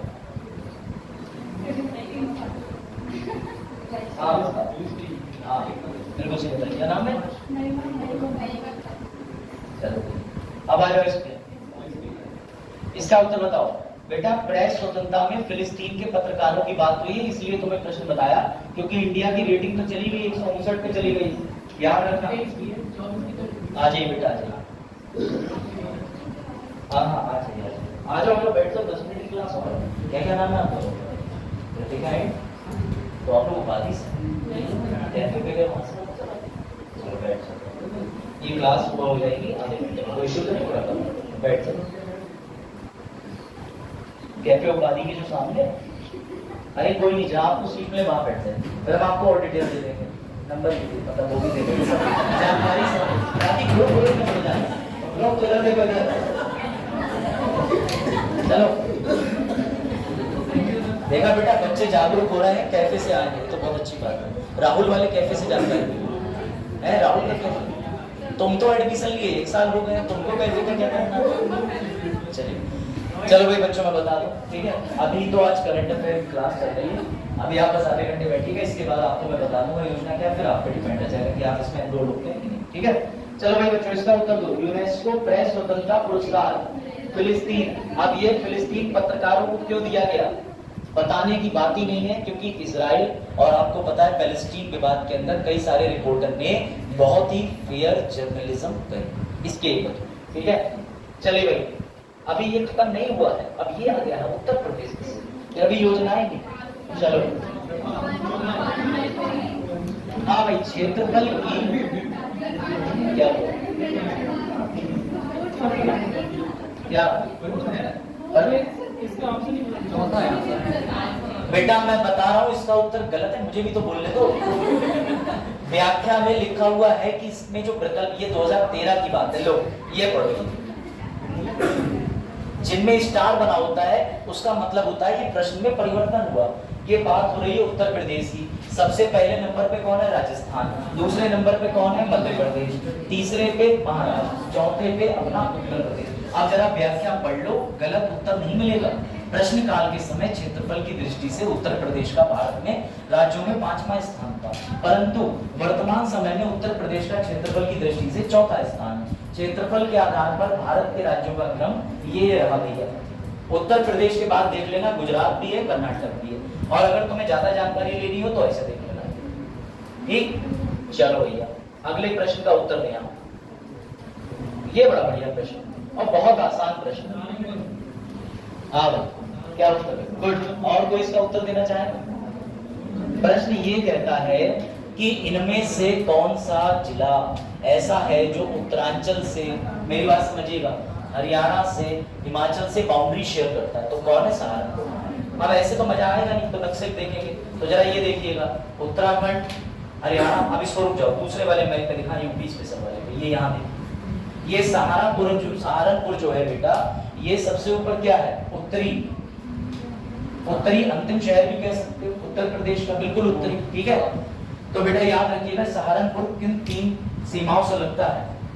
बताओ ये राज्यों की, एक तो हरियाणा, हिमाचल, उत्तराखंड, तो ये याद रखिएगा। चलो भाई इसका उत्तर दे दो फिर इसी बात पर। हाँ भाई बलिया इसका उत्तर, पक्का? चलो भैया जो खुद ही देखो, और अगर बलिया नहीं निकला तो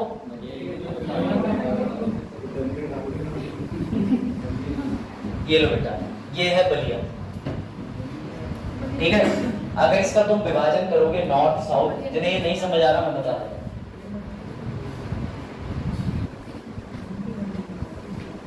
ठीक है। तो भैया चारों दिशाएं तो तुमने पढ़ी होगी। अब सबसे ईस्टर्न किधर होगा जाकर? खत्म बात, बलिया हो गया। चलो भाई अब अगला बताइए, ये अच्छा प्रश्न। निम्नलिखित जिलों का भौगोलिक क्षेत्रफल की दृष्टि से सही आरोही, आप सोचिए ये कितने के डी, हाँ बताओ, हाँ सही आरोही अनुक्रम बताएं।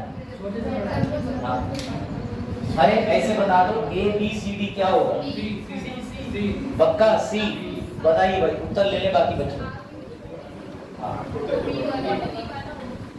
अच्छा भौगोलिक क्षेत्रफल के सही आरोही क्रम में लगाए, मेरे ख्याल से इसका पूछा है बड़े से छोटा, छोटे से बड़ा, ठीक है तो छोटे से बड़ा बता दीजिए आप क्या, तब भी बच्चे सी कह रहे हैं, तो लो भैया देख लो सी है, ठीक है ये रहा। चलो भाई इस पे आ जाओ, ये बताओ सोनभद्र जिले को स्पर्श करती है,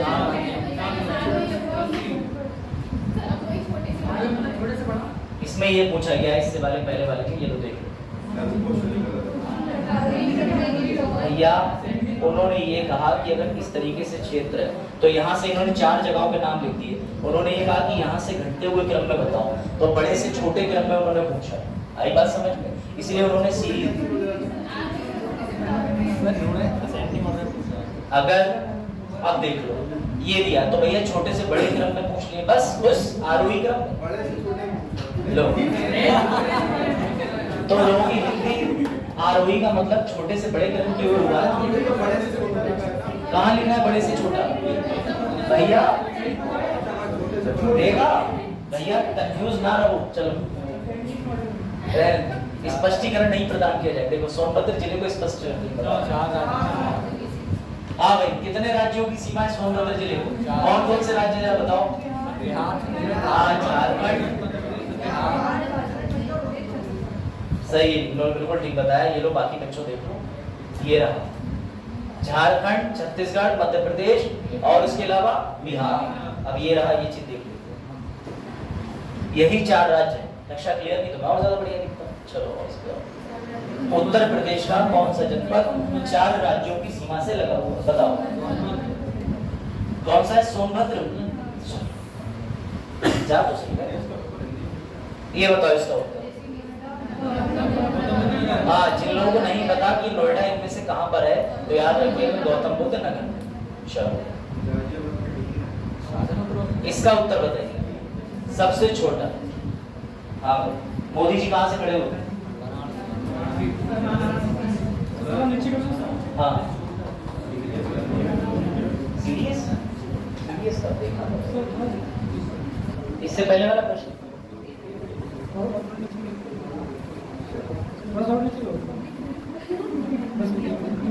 पढ़ लो, बढ़े आगे। चलो भैया बनारसी उसका उत्तर था, ये और बता दीजिए, उत्तर से दक्षिण सही क्रम में बताने हैं, बताओ ये है जगह, हाँ बताओ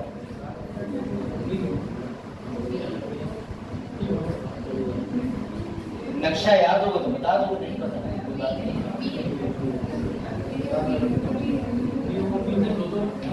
हाँ बढ़िया आगे बताइए भाई, ये ये लो सिद्धार्थनगर, कबीरनगर, बेटा हो सकता है ये दे दे कि श्रावस्ती, बाराबंकी, रायबरेली, ये नक्शे से कहीं पे भी क्रम में लगा करके दे सकते हो, तो उत्तर प्रदेश विशेष में तुम्हें नक्शा तो पता होना ही चाहिए, बताओ भाई। पीलीभीत करता सीतापुर,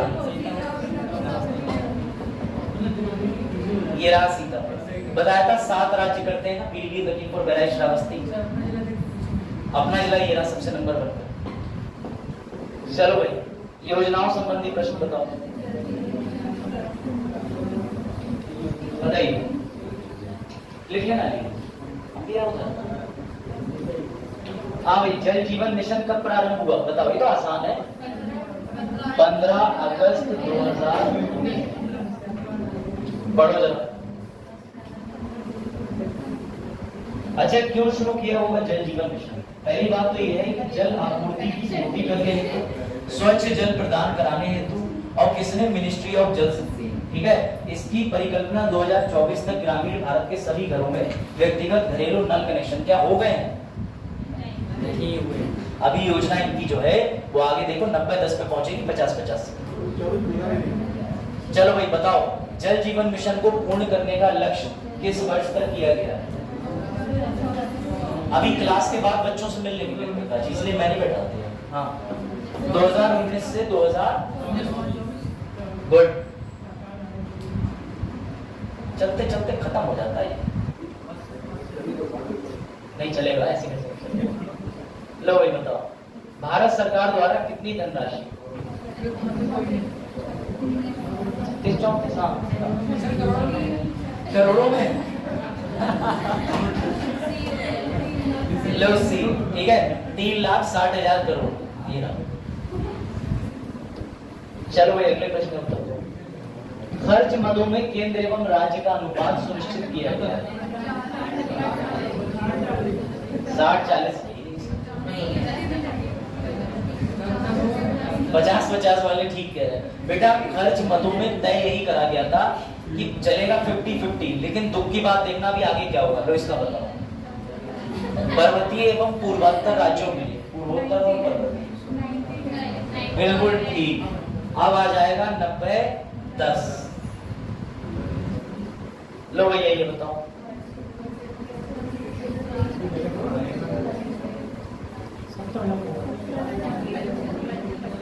चलो भाई, कोई कह रहा 70, कोई कह रहा 55। उत्तर है 70,000। गुड कृष्णपाल। लो भाई ये और बता दो अंतिम प्रश्न, फिर आगे बढ़ते हैं दूसरे सेगमेंट। हाँ, जल जीवन मिशन का उद्देश्य क्या है? अभी मैंने बताया एक तो स्वच्छ पेयजल प्रदान करना। ऊपर से सेकंड वाला पढ़ लीजिए। ठीक है, अरुण कृष्णपाल और बाकी बच्चे ठीक कह रहे हैं। इसका उत्तर है 5 कह रहे हैं, 1 2 3। बेटा तीनों सही है। स्कूल आंगनबाड़ी सबका विकास करो, स्वच्छ जल पहुंचाओ। ठीक है, तो इसका उत्तर क्या हो जाएगा? सी, 1 2 3। चलो भाई एक सेगमेंट तो पूरा।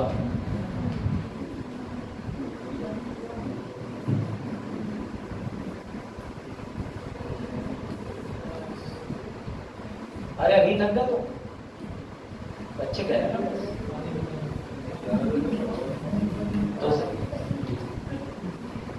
चलो आज एडिटोरियल कवरेज मैंने लास्ट में रखी, ये बढ़िया हुआ। आप देखो इस पे आ, ठीक है, ये डेली की न्यूज़पेपर एडिटोरियल है। ठीक है, अब बाकी बच्चों वैसे यहाँ पे क्लास चलती है 9 बजे। ठीक है, हम लोग स्टार्टिंग करते हैं करंट अफेयर की, इसके बाद सेकंड आपकी जो क्लास रहती है वो भी स्पेशल की, पता नहीं सर भी आएगी तो इन्फॉर्म करते हैं। ठीक है, चलिए अब ये ध्यान दीजिए जरा इस खबर के बारे में।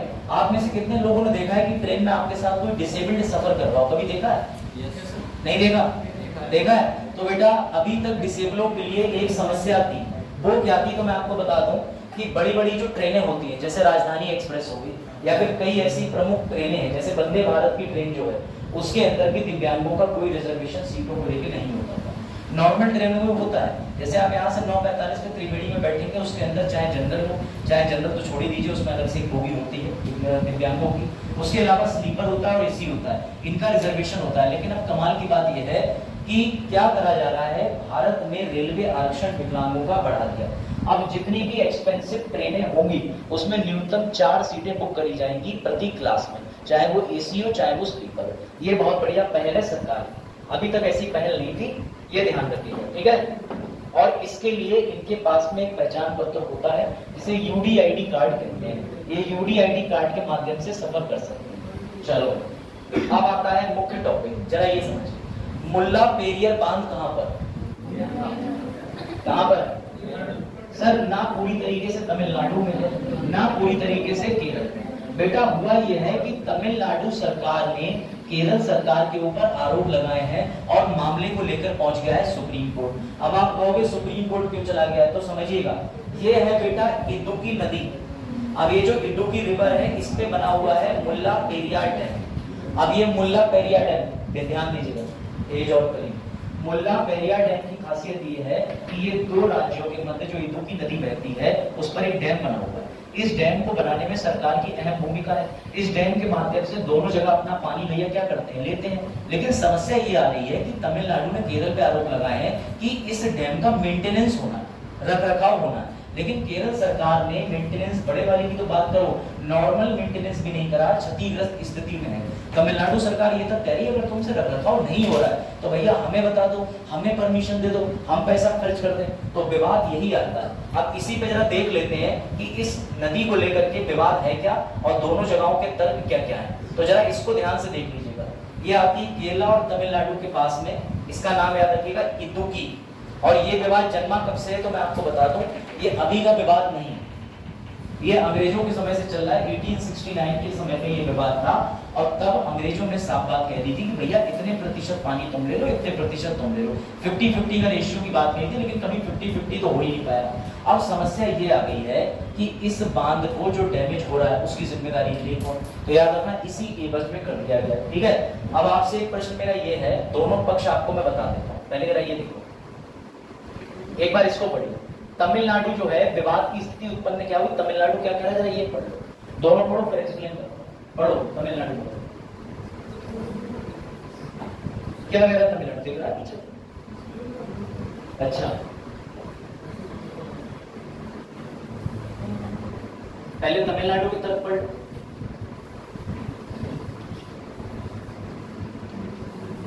पढ़िए। ये बांध निचले पेरियार जल स्टेशन बिजली उत्पादन के लिए, ठीक है, मद्रास प्रेसिडेंसी के लोगों के लिए सिंचाई पीने का पानी, इसलिए तमिलनाडु सरकार फसलों की बर्बादी की ओर इशारा करते हुए बांध के जलस्तर बढ़ाने पर जोर देती है, ऐसा आरोप लगाते हुए कहती है ज्यादा वाटर चाहिए। ठीक, अगला ये सरकार ने ये भी कहा है कि बांध के नियंत्रण पर उसका पूरा अधिकार है। तमिलनाडु ने बांध को बंद करने और नए बांध के निर्माण के केरल के प्रस्ताव को चुनौती दी है। एक बार ये देख लियो तो फिर बगल में दिखाएं। फिर तुमसे मैं सवाल पूछूंगा कि जब भी नदियों के बीच में लेकर के तनाव होता है तो संविधान क्या कहता है।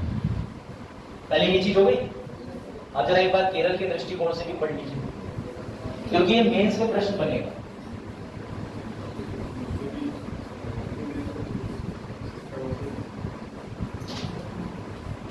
बांध सुरक्षा, मुल्ला पेरियार बांध संरचनात्मक मुद्दों से ग्रस्त है और बांध टूटने की संभावना से इनकार नहीं किया जा सकता।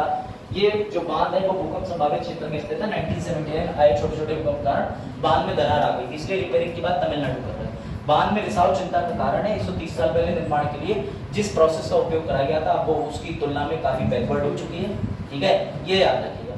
सवाल मेरा ये है इन दोनों डिस्प्यूट से, मुझे आप बताइए कि संविधान क्या कहता है दो राज्यों के बीच में जब नदी का विवाद होता है, क्या कहता है भाई। आपको मैंने पढ़ाए थे सेंटर स्टेट रिलेशन, जिसके अंदर 261, 262, 263, 264, 265 पढ़ाए थे अनुच्छेद। मैंने आपको ये बताया था कि नदी विवाद पे क्या होता है, बताइए। ये नदी विवाद को समझिएगा। सबसे पहली बात तो नदी विवाद में डायरेक्टली सुप्रीम कोर्ट नहीं जाया जाता है। पीएम की अध्यक्षता में, पीएम की अध्यक्षता में एक क्या बनता है भैया, तो इंटर काउंसिल बनता है, इंटर स्टेट काउंसिल, जिसमें दोनों राज्यों के सीएम भी इन्वॉल्व होते हैं एवं अन्य विशेषज्ञ इन्वॉल्व होते हैं। वो सब एक मीटिंग करते हैं। उस मीटिंग में बैठने के बाद ये निर्णय लिया जाता है कि मैत्रीपूर्ण तरीके से बांध का क्या करें या फिर जल विवाद का क्या करें। लेकिन याद रखिएगा, अगर उस पीएम के काउंसिल बनने के बाद, समिति के बाद भी कोई हल ना निकले तो दोनों राज्य स्वतंत्र होते हैं सुप्रीम कोर्ट जाने के लिए। इस पे पीएम की अध्यक्षता वाले काउंसिल बनाकर, समिति बना करके अभी तक कोई भी निर्णय नहीं निकला, इसलिए इनको सुप्रीम कोर्ट का दरवाजा खटखटाना पड़ा। याद रखिएगा, नदी या नदी घाटी पर विवाद को निपटाने के लिए कौन सा अनुच्छेद है, 265। ये सेंट्रल की और स्टेट की दोनों की सूची में आता है। राज्य की सूची में 17वें नंबर पर, केंद्र की सूची में 56 नंबर पर। तो अभी वर्तमान समय में क्या लगता है, सुप्रीम कोर्ट यही कह देगा कि भैया अगर निर्माण कार्य है जल्दी से जल्दी पूरा कराया जाए, इसके अलावा और कुछ नहीं हो सकता। तमिलनाडु और केरल दोनों मिलकर ही पूरा करा पाए। खैर छोड़ो, इतना इंपॉर्टेंट नहीं है। अब सुलझते ही नहीं है तो क्या करा जाए। हाँ भाई, किया चलो। कितने लोगों ने बीजेपी और कांग्रेस के मैनिफेस्टो पढ़े हैं, घोषणा पत्र पढ़े क्या किसी ने? नहीं पढ़े। कांग्रेस का घोषणा पत्र आपने पढ़ा हो कि कांग्रेस ने ये चीजें कवर करी हो, या बीजेपी में आपने पढ़ी हो। देखो, मैनिफेस्टो पढ़ना बहुत जरूरी है, वरना अगर आप वोट देने जा रहे हैं तो इसका मतलब ये आप पॉलिटिकल पार्टी को समझ ही नहीं पाए। अब यहाँ पर मामला आ जाता है सुप्रीम कोर्ट का। तो सुनिए, सुप्रीम कोर्ट में चैलेंज कर दिया गया है। बात यह है कि अगर मैं आपसे कह दूं कि कृपया मुझे वोट देना, मैं तुम्हें 4 जून के बाद में एक कलर एलईडी टीवी दूंगा, अपने घोषणा पत्र में लिख दो। और दूसरी विपक्षी सरकार और आगे निकल जाए, वो लिखते हैं हमारी सरकार आने पे एप्पल के आईफोन बांटे जाएंगे। तो क्या ये संभव है? क्या ये मैनिफेस्टो में अच्छा इसमें तुम्हें लालच नहीं लग रहा कि मैं एक भाई टीवी का और दूसरा आईफोन का या फिर कहीं मिक्सी का लालच महिलाओं को दिया जाए? तो बेटा इसी बात पर सुप्रीम कोर्ट में मैनिफेस्टो को लेके एक याचिका पड़ी, उसमें ये बोला गया है कि निर्वाचन आयोग को इसमें कानून बनाना चाहिए। कोई भी पॉलिटिकल पार्टी जो होती है वो लुभावने वादे लिख देती है कि हम भैया लेके आएंगे 15 लाख 14 लाख स्विस बैंक से, मतलब बाद में वो कहते हैं कि मोदी जी का जुमला था। तो ऐसी बात है, समझो। तो मेरी बात समझिएगा। अच्छा, वर्तमान परिस्थिति समझिए, इस पर अभी तक कोई कानून है ही नहीं।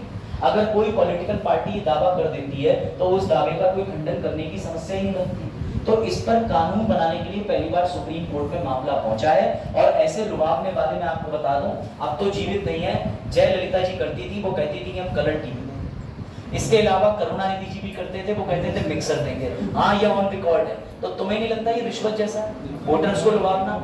तो बेटा याद रखिएगा, कानून कोई नहीं है, परंतु 2015 में हमारे चुनाव आयोग ने सुप्रीम कोर्ट के मामले में, सुप्रीम कोर्ट ने कहा था भैया कुछ निर्देश जारी करो। तो इन्होंने निर्देश जारी जरूर करे थे कि आप क्या नहीं करोगे, वोटरों को लुभाओगे नहीं। लेकिन याद रखना किस बेसिस पर इन्होंने टीवी फ्रिज की बात नहीं करी थी, धार्मिक मामलों पर कि आप धर्म के मामले, क्योंकि बाला साहेब जो ठाकरे थे, बाबा साहेब ठाकरे, उन्होंने कह दिया था महाराष्ट्र के अंदर कि कोई मुस्लिम मुझे वोट ही ना दे। तब भी पहली बात तो वो खड़े नहीं होते थे, उनकी पॉलिटिकल पार्टी को सपोर्ट करने के लिए उन्होंने स्टेटमेंट दिया था कि कोई अगर मुस्लिम मुझे वोट ना दे तब भी हमारी पार्टी बहुत मजबूत है, जीत जाएगी। तो उस समय मॉडल कोड ऑफ कंडक्ट में उनमें 4-5 साल के लिए प्रतिबंध भी लगा दिया था, ऐसा करा था मतलब चुनाव आयोग ने। तो याद रखिएगा, इस तरीके को लेकर आलोचनाएं हो रही है कि पॉलिटिकल पार्टी के जितने भी वादे हैं उन वादों पर एक नियंत्रण करा जाना चाहिए। अब देखते हैं सुप्रीम कोर्ट क्या करेगा। याद रखिएगा, ये सबसे इंपॉर्टेंट मामला है। कितने लोगों को लगता है कि रॉबिनहुड हीरो है जो अमीरों से संपत्ति ले ली जाए और गरीबों को दे दी जाए? पहले मैं आंकड़े बता दूं। बोला जाता है कि भारत के अंदर 1% लोगों पर, अगर पूरे भारत के अंदर 100% संपत्ति है तो 40% 1% ही लोगों पे, यानी अंबानी अडानी जैसे लोग देश की कम से कम 25 से 30% धरोहर को लेके बैठे हैं। तो ये बात यहाँ पर हो रही है कि ऐसी संपत्ति को लेकर के उनसे, और क्यों ना इसका सही तरीके से वर्गीकरण कर दिया जाए, बांट दिया जाए, या ऐसी संपत्ति जो विरासत में आपको मिली और आपके जैसे सैफ अली खान, वो पटौदी खानदान से नवाब है, अब उनके अता संपत्ति है लेकिन दिमाग उनका जो है घुटनों में है, ऐसा मतलब आप लोग सोच सकते हैं, मैं नहीं कह रहा। अब मान लो, ठीक है, मान लो उन्होंने करीना से शादी कर ली, वो भी दूसरी, अब और उनका मन आ जाए भैया करीना उनकी शादी हो गई, जब उनकी शादी हुई थी मृता सिंह से तो करीना गई थी और विश भी करा, तो उन्होंने कहा था बहुत बढ़िया बच्चे, फिल्म में करियर बनाना, आप खुद ही करियर बना बैठे। तो समझिए जरा ध्यान से, तो सेलिब्रिटीज का कोई विश्वास तो है नहीं। तो ये माना जाता है कि जिन लोगों को इनहेरिटेंस यानी कि संपत्ति मिली है बाप दादाओं से, वो गलत मिली है, उनसे लेकर के बांट दी जाए। तो बेटा इस अप्रोच पे लेकर के आप समझिएगा, इस समय मामला बहुत विवादास्पद चल रहा है। इसके लिए द हिंदू के अंदर एक बड़ा अच्छी बात निकली है, परेटो ऑप्टिमम। तो आप कहोगे परेटो ऑप्टिमम क्या होता है, जरा इसके बारे में बात कर लें। किसी ने पढ़ा परेटो ऑप्टिमम क्या होता है? ये एथिक्स का एक पार्ट है। समझो, अगर मेरे पास 100 रुपए हैं, पूरे देश के पास 100 रुपए हैं, मुझे कोई उत्पाद लेना है तो मैं 40 रुपए दूंगा भैया अश्विन को। अब मेरे पास तो 60 ही रह गए, ये 40 रुपए इन पे आ गए, इन्होंने किसी और से कुछ लिया तो उसको दे दिए 40 रुपए। तो ये जो सिद्धांत है वो ये कहता है कि संपत्ति ना तो बढ़ती है ना घटती है, जो संपत्ति है वही घूमती रहती है। तो ऐसी संपत्ति को नियंत्रित करने के लिए अपने यहाँ सामंजस्य की स्थिति ना पैदा हो, विकट आर्थिक स्थिति ना खराब हो, उस संपत्ति का बराबर विभाजन करना चाहिए। लेकिन बेटा द हिंदू एक अपील और भी करता है, कहता है ये चीज विकसित देशों में तो संभव हो सकती है लेकिन विकासशील देशों में संभव नहीं। सर कैसे नहीं है? बेटा अमेरिका का विकास जो दर है वो 1 से 2% रहता है कि वो डेवलपमेंट कर रहा। अमेरिका ने इतनी संपत्ति बना ली, वही घूमती रहती है, उठा करके डॉलर किसी को दिए, किसी ने वापस कुछ खरीदा, उन्हें आ गए। लेकिन इंडिया के अंदर ये नहीं, हमारी जीडीपी लगातार बढ़ रही है, हम लोग क्या कर रहे हैं कि बार बार नई संपत्ति का निर्माण कर रहे हैं। तो इन्होंने ये कहा कि आप जो इनहेरिटेंस टैक्स की बात कर रहे हो कि संपत्ति लेकर के बांट के बराबर कर दो, ये भारत में कैसे संभव है? आज तुमने 1000 करोड़ की संपत्ति लेके बांट दी 50 लोगों में, कल को संपत्ति और बढ़ गई 2000 करोड़, तो क्या तुम ये रॉबिनहुड अप्रोच ही चलाते रहो? उल्टा इन्होंने इस पे जोर दिया है कि इंडिया के अंदर बेरोजगारी बहुत है, डेमोग्राफिक जो डिविडेंड है उस पर जरा चिंता का विषय कि जितना युवा है, जितनी हमारे पास पॉपुलेशन है, भारत उसका सफल प्रयोग नहीं कर पा रहा। तो ये लेख सीधी बात करता है। याद रखना, परेटो एफिशिएंसी सुनने को मिलेगा, ये यही कहता है कि एक राज्य जो है वो बराबर से डिस्ट्रीब्यूशन कर देता है वेल्थ। याद रखिएगा, ठीक है, चलो अब जरा ये खबर भी पढ़ लो। आपको क्या लगता है कि भारत में कोई डिफेंस एकेडमी है कि नहीं? डिफेंस एकेडमी मतलब डिफेंस यूनिवर्सिटी, एकेडमी तो बहुत है, एनडीए अपने आप में एकेडमी। क्या लगता है भारत में कोई रक्षा विश्वविद्यालय है? तो मैंने रिसर्च करी तो मुझे गुजरात के अंदर एक कॉलेज मिला, लेकिन वो कॉलेज बच्चों को शिक्षा देता है, उसकी एक ब्रांच लखनऊ में, उसके अंदर रॉ के आईबी के ऑफिसर्स आते हैं, आपको कोर्स कराते हैं कंप्यूटर के, हैकिंग के, अलग अलग तरीके के। गुजरात की यूनिवर्सिटी बिलोंग करती है। लेकिन चिंता की बात यह है पाकिस्तान में 2 विश्वविद्यालय हैं जो उन्हें पूरी तरीके से सैन्य कार्य सिखाते हैं। बेटा चीन के अंदर भी 3 विश्वविद्यालय हैं, लेकिन भारत में दुख की बात यह है कि कोई भी रक्षा को लेकर के विश्वविद्यालय नहीं। तो द हिंदू इस पे जोर देता है कि भैया रक्षा को लेकर के जो विश्वविद्यालय है वो भारत में आना चाहिए, ताकि बच्चे शुरू से अपनी दिन प्रतिदिन की दिनचर्या के अंदर जाने और बेहतर ढंग से जाने। ये हकीकत है। अगर साइंस का एंड टेक का भी कोई बच्चा यहाँ बैठा होगा, मैं उससे कहूँगा बताओ मिसाइल क्या होती है, तो वो ये भी नहीं बता पाएगा कि मिसाइल किस तरीके से काम करती है, क्या होती है। अगर आपको एक सिलेबस में कंपलसरी रूप से इसको पढ़ाया जाए, या ऐसी यूनिवर्सिटी में जो साइंस एंड टेक में इंटरेस्ट बेसिक फाउंडेशन से डालते हैं, जैसे गुरुकुल होता है, जैसे मदरसा होता है, तो फिर आप कहीं ना कहीं आगे बढ़ जाओ। तो ये चीज का ध्यान रखना। हाँ, सैनिक स्कूल जो है, लेकिन सैनिक स्कूल के अंदर एक सिलेबस के पाठ्यक्रम से प्रैक्टिकलिटी नहीं कि जहां से आप डायरेक्टली रक्षा के लिए एजुकेटेड हो। सैनिक स्कूल में भी थोड़ी पार्शियलिटी हो जाती है। जब आप एसएसबी देने जाओगे, सीडीएस या जेल का, तो वहां पर डायरेक्टली कहते हैं कि सैनिक स्कूल से कितने छट जाओ, सैनिक स्कूल वालों को अलग बुला लेते हैं। तो है पार्शियलिटी इंडिया में थोड़ी बहुत। आर्मी में निष्पक्षता तो नहीं है। बेटा याद रखिएगा, जब कारगिल का युद्ध 1999 में हुआ था, तो 2002 में सुब्रमण्यम समिति बनी थी। उन्होंने भी सुझाव दिया था कि भारत के अंदर एक रक्षा विश्वविद्यालय होना चाहिए, डिफेंस एक्सपर्ट का ही होना चाहिए, समझ रहे हो। और वैसे भी मैं मानता हूँ जरूरी है, क्योंकि आईपीएस के लिए हैदराबाद में जो एकेडमी में ट्रेनिंग दी जाती है, उसका सिलेबस एक विश्वविद्यालय के लिए पर्टिकुलर ला देना चाहिए, बेहतर रहेगा है। अब ये कब लाते हैं वो बात की बात। चलिए भाई, इजराइल और अल जजीरा, ये बड़ा दुख की बात है। न्यूज़पेपर अल जजीरा जो है, अल जजीरा बहुत ही जबरदस्त न्यूज़पेपर है। ये बड़ा अच्छी रिपोर्टिंग करता है किस देश का? कतर का, क्यूवेट PAR। बेटा इस न्यूज़पेपर एजेंसी को इजराइल के अंदर पूर्ण रूप से प्रतिबद्ध कर दिया। और इतना ही नहीं, ये वही काम हो गया जो भारत के अंदर हुआ था। एक पूरा पत्रकारों का ऑफिस था जहां पर एक कंपनी की रेड पड़वा दी गई, और लेकिन उस ऑफिस से बरामद कुछ भी नहीं हुआ भारत में। ये भी कुछ कुछ देखने में ऐसा ही है। बेटा अल जजीरा जो न्यूज चैनल कंपनी है, इजराइल ने इसके ऊपर रेड पड़वाई, इसकी सारी चीजें जब्त कर ली। और क्यों? उन्होंने कहा कि ये हमारे खिलाफ अलग विचारधारा की रिपोर्टिंग करता है, जबकि अल जजीरा बिल्कुल एकदम फेयर रिपोर्टिंग के नाम से जाना जाता है। तो ये बात ध्यान रखना। अब क्या होगा, इससे जरूर से कतर के और इजराइल के रिश्ते बेटा खराब होंगे, और इसका विरोध जो है वो कतर ने करना शुरू भी कर दिया। इतना ही नहीं, इन्होंने बहुत तुच्छ हरकत करी, उनके सारे कुर्सी मेज किताबें सब अपने पास सील कर दिए, कह रहे हैं हम वापस ही नहीं करेंगे। तो भैया कतर वाले कह रहे हैं कि नहीं करोगे वापस, कोई बात नहीं। और दुख की बात सुनो, यही खबर उसने अल जजीरा ने अगले दिन फ्रंट पेज पे निकाल दी और जगहों पे कि अल जजीरा का ही ऑफिस हुआ नहीं। खैर अब वो तो निकालेंगे, ठीक है। इजराइल से कतर की दूरी 2227.3 किलोमीटर है। इसका कोई भूमिका नहीं है, याद रखिएगा। जो भी ईरान के साथ वॉर चल रहा है उसमें कतर की कोई भूमिका नहीं है। चलो, चीन और फ्रांस, ये है मजेदार न्यूज। कितने कम देश ऐसे होते हैं, ये लास्ट न्यूज है, खत्म कर रहे हैं। कितने कम देश ऐसे होते हैं जिनका दबदबा बना होता है। जैसे इंडिया से कहा जाता है कि पीएम का इतना दबदबा है, मीम भी चला था, वॉर रोकवादी, समझ गया ना, वॉर वाला चला था। तो बेटा देश के पीएम को देखा जाता है कि अगर ये कहीं वार्ता करने जाते हैं तो ये कहा जाता है कि ये किसी भी तरीके के इनको जो है ग्लोबल डायस्पोरा पे एक अच्छा स्थान मिला। लेकिन बेटा आज की समय पर अगर टॉप 5 राजनीति के मामले में अंतर्राष्ट्रीय छवि में एकदम बढ़िया व्यक्तियों के नाम लिखे जाए, तो उसमें नंबर 1 पे नाम आएगा बेटा फ्रांस के राष्ट्रपति इमैनुअल मैक्रोन। तो बेटा क्यों आएगा? क्यों? क्योंकि इमैनुअल मैक्रोन वही आदमी है जो तुम्हारे 2024 के जनवरी में 26 जनवरी को आमंत्रित किया था। पहले जो बाइडेन को करा था, लेकिन उन्होंने मना कर दिया था। उसके बाद ये आ गए थे। आज की डेट में चीन फ्रांस के पास आया है ये कहने के लिए कि भैया जो विश्व में युद्ध चल रहे हैं, कंट्रोवर्सी चल रही है, उनको रुकवा दो। तो फ्रांस की छवि देख रहे हो, और फ्रांस ने भी बात करने की तैयारी करी है। और फ्रांस के पास में चीन के खुद भैया राष्ट्रपति शी जिनपिंग पहुंचे हैं, कोई छोटी बात नहीं है ये। तो फ्रांस की जो छवि है वो देख लीजिए, इसको शांति दूत कहा जाता है। हाल ही में इमैनुअल मैक्रोन ने ये बयान दिया था कि कब तक हम यूरोपियन देश नाटो पे निर्भर रहेंगे। नाटो का मतलब नॉर्थ एटलांटिक ट्रीटी ऑर्गेनाइजेशन, जिसमें 32 देश हैं, जिसके अंदर कोई भी देश अगर जुड़ता है तो उस देश की, जैसे मान लो इंडिया जुड़ जाए, तो इंडिया की सीमा के अंदर अमेरिका के फौजी आ जाएंगे। तो बेटा इसने ये कहा कि हमारे यूरोप के जो 32 देश हैं उसमें 27 तो यूरोप नहीं है, इसने ये कहा कि उन देशों में नाटो की फौज आ गई, कल को हमें अपनी लड़ाई लड़नी पड़े, मान लो नाटो की लड़ाई हो जाए चीन से, नाटो की रशिया से हो जाए, तो वो लड़ेगा। हम लड़ना नहीं चाहते फ्रांस हो के रशिया से, तो हमें भी जबरदस्ती वॉर में कूदना पड़ेगा। तो इसने कहा कि बेहतर विकल्प ढूंढो, अपनी संस्था अलग लेके चलो, अपनी डिपेंडेंसी नाटो पे मत रखो, अलग यूरोप अपना एक पहचान बनाए। तो बेटा इनके इस बयान के बाद में ये बाबूजी आए हैं चाइना जिनपिंग के बताने के लिए, याद रखिएगा। और गणतंत्र दिवस पर हमने फ्रांस के साथ हमारे संबंध कैसे हैं, तो बहुत बढ़िया है बेटा।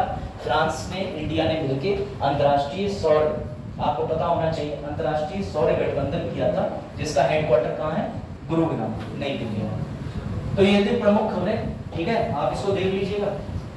बाकी बंद करते हैं आज का बैच, आपकी अगली क्लास भी है।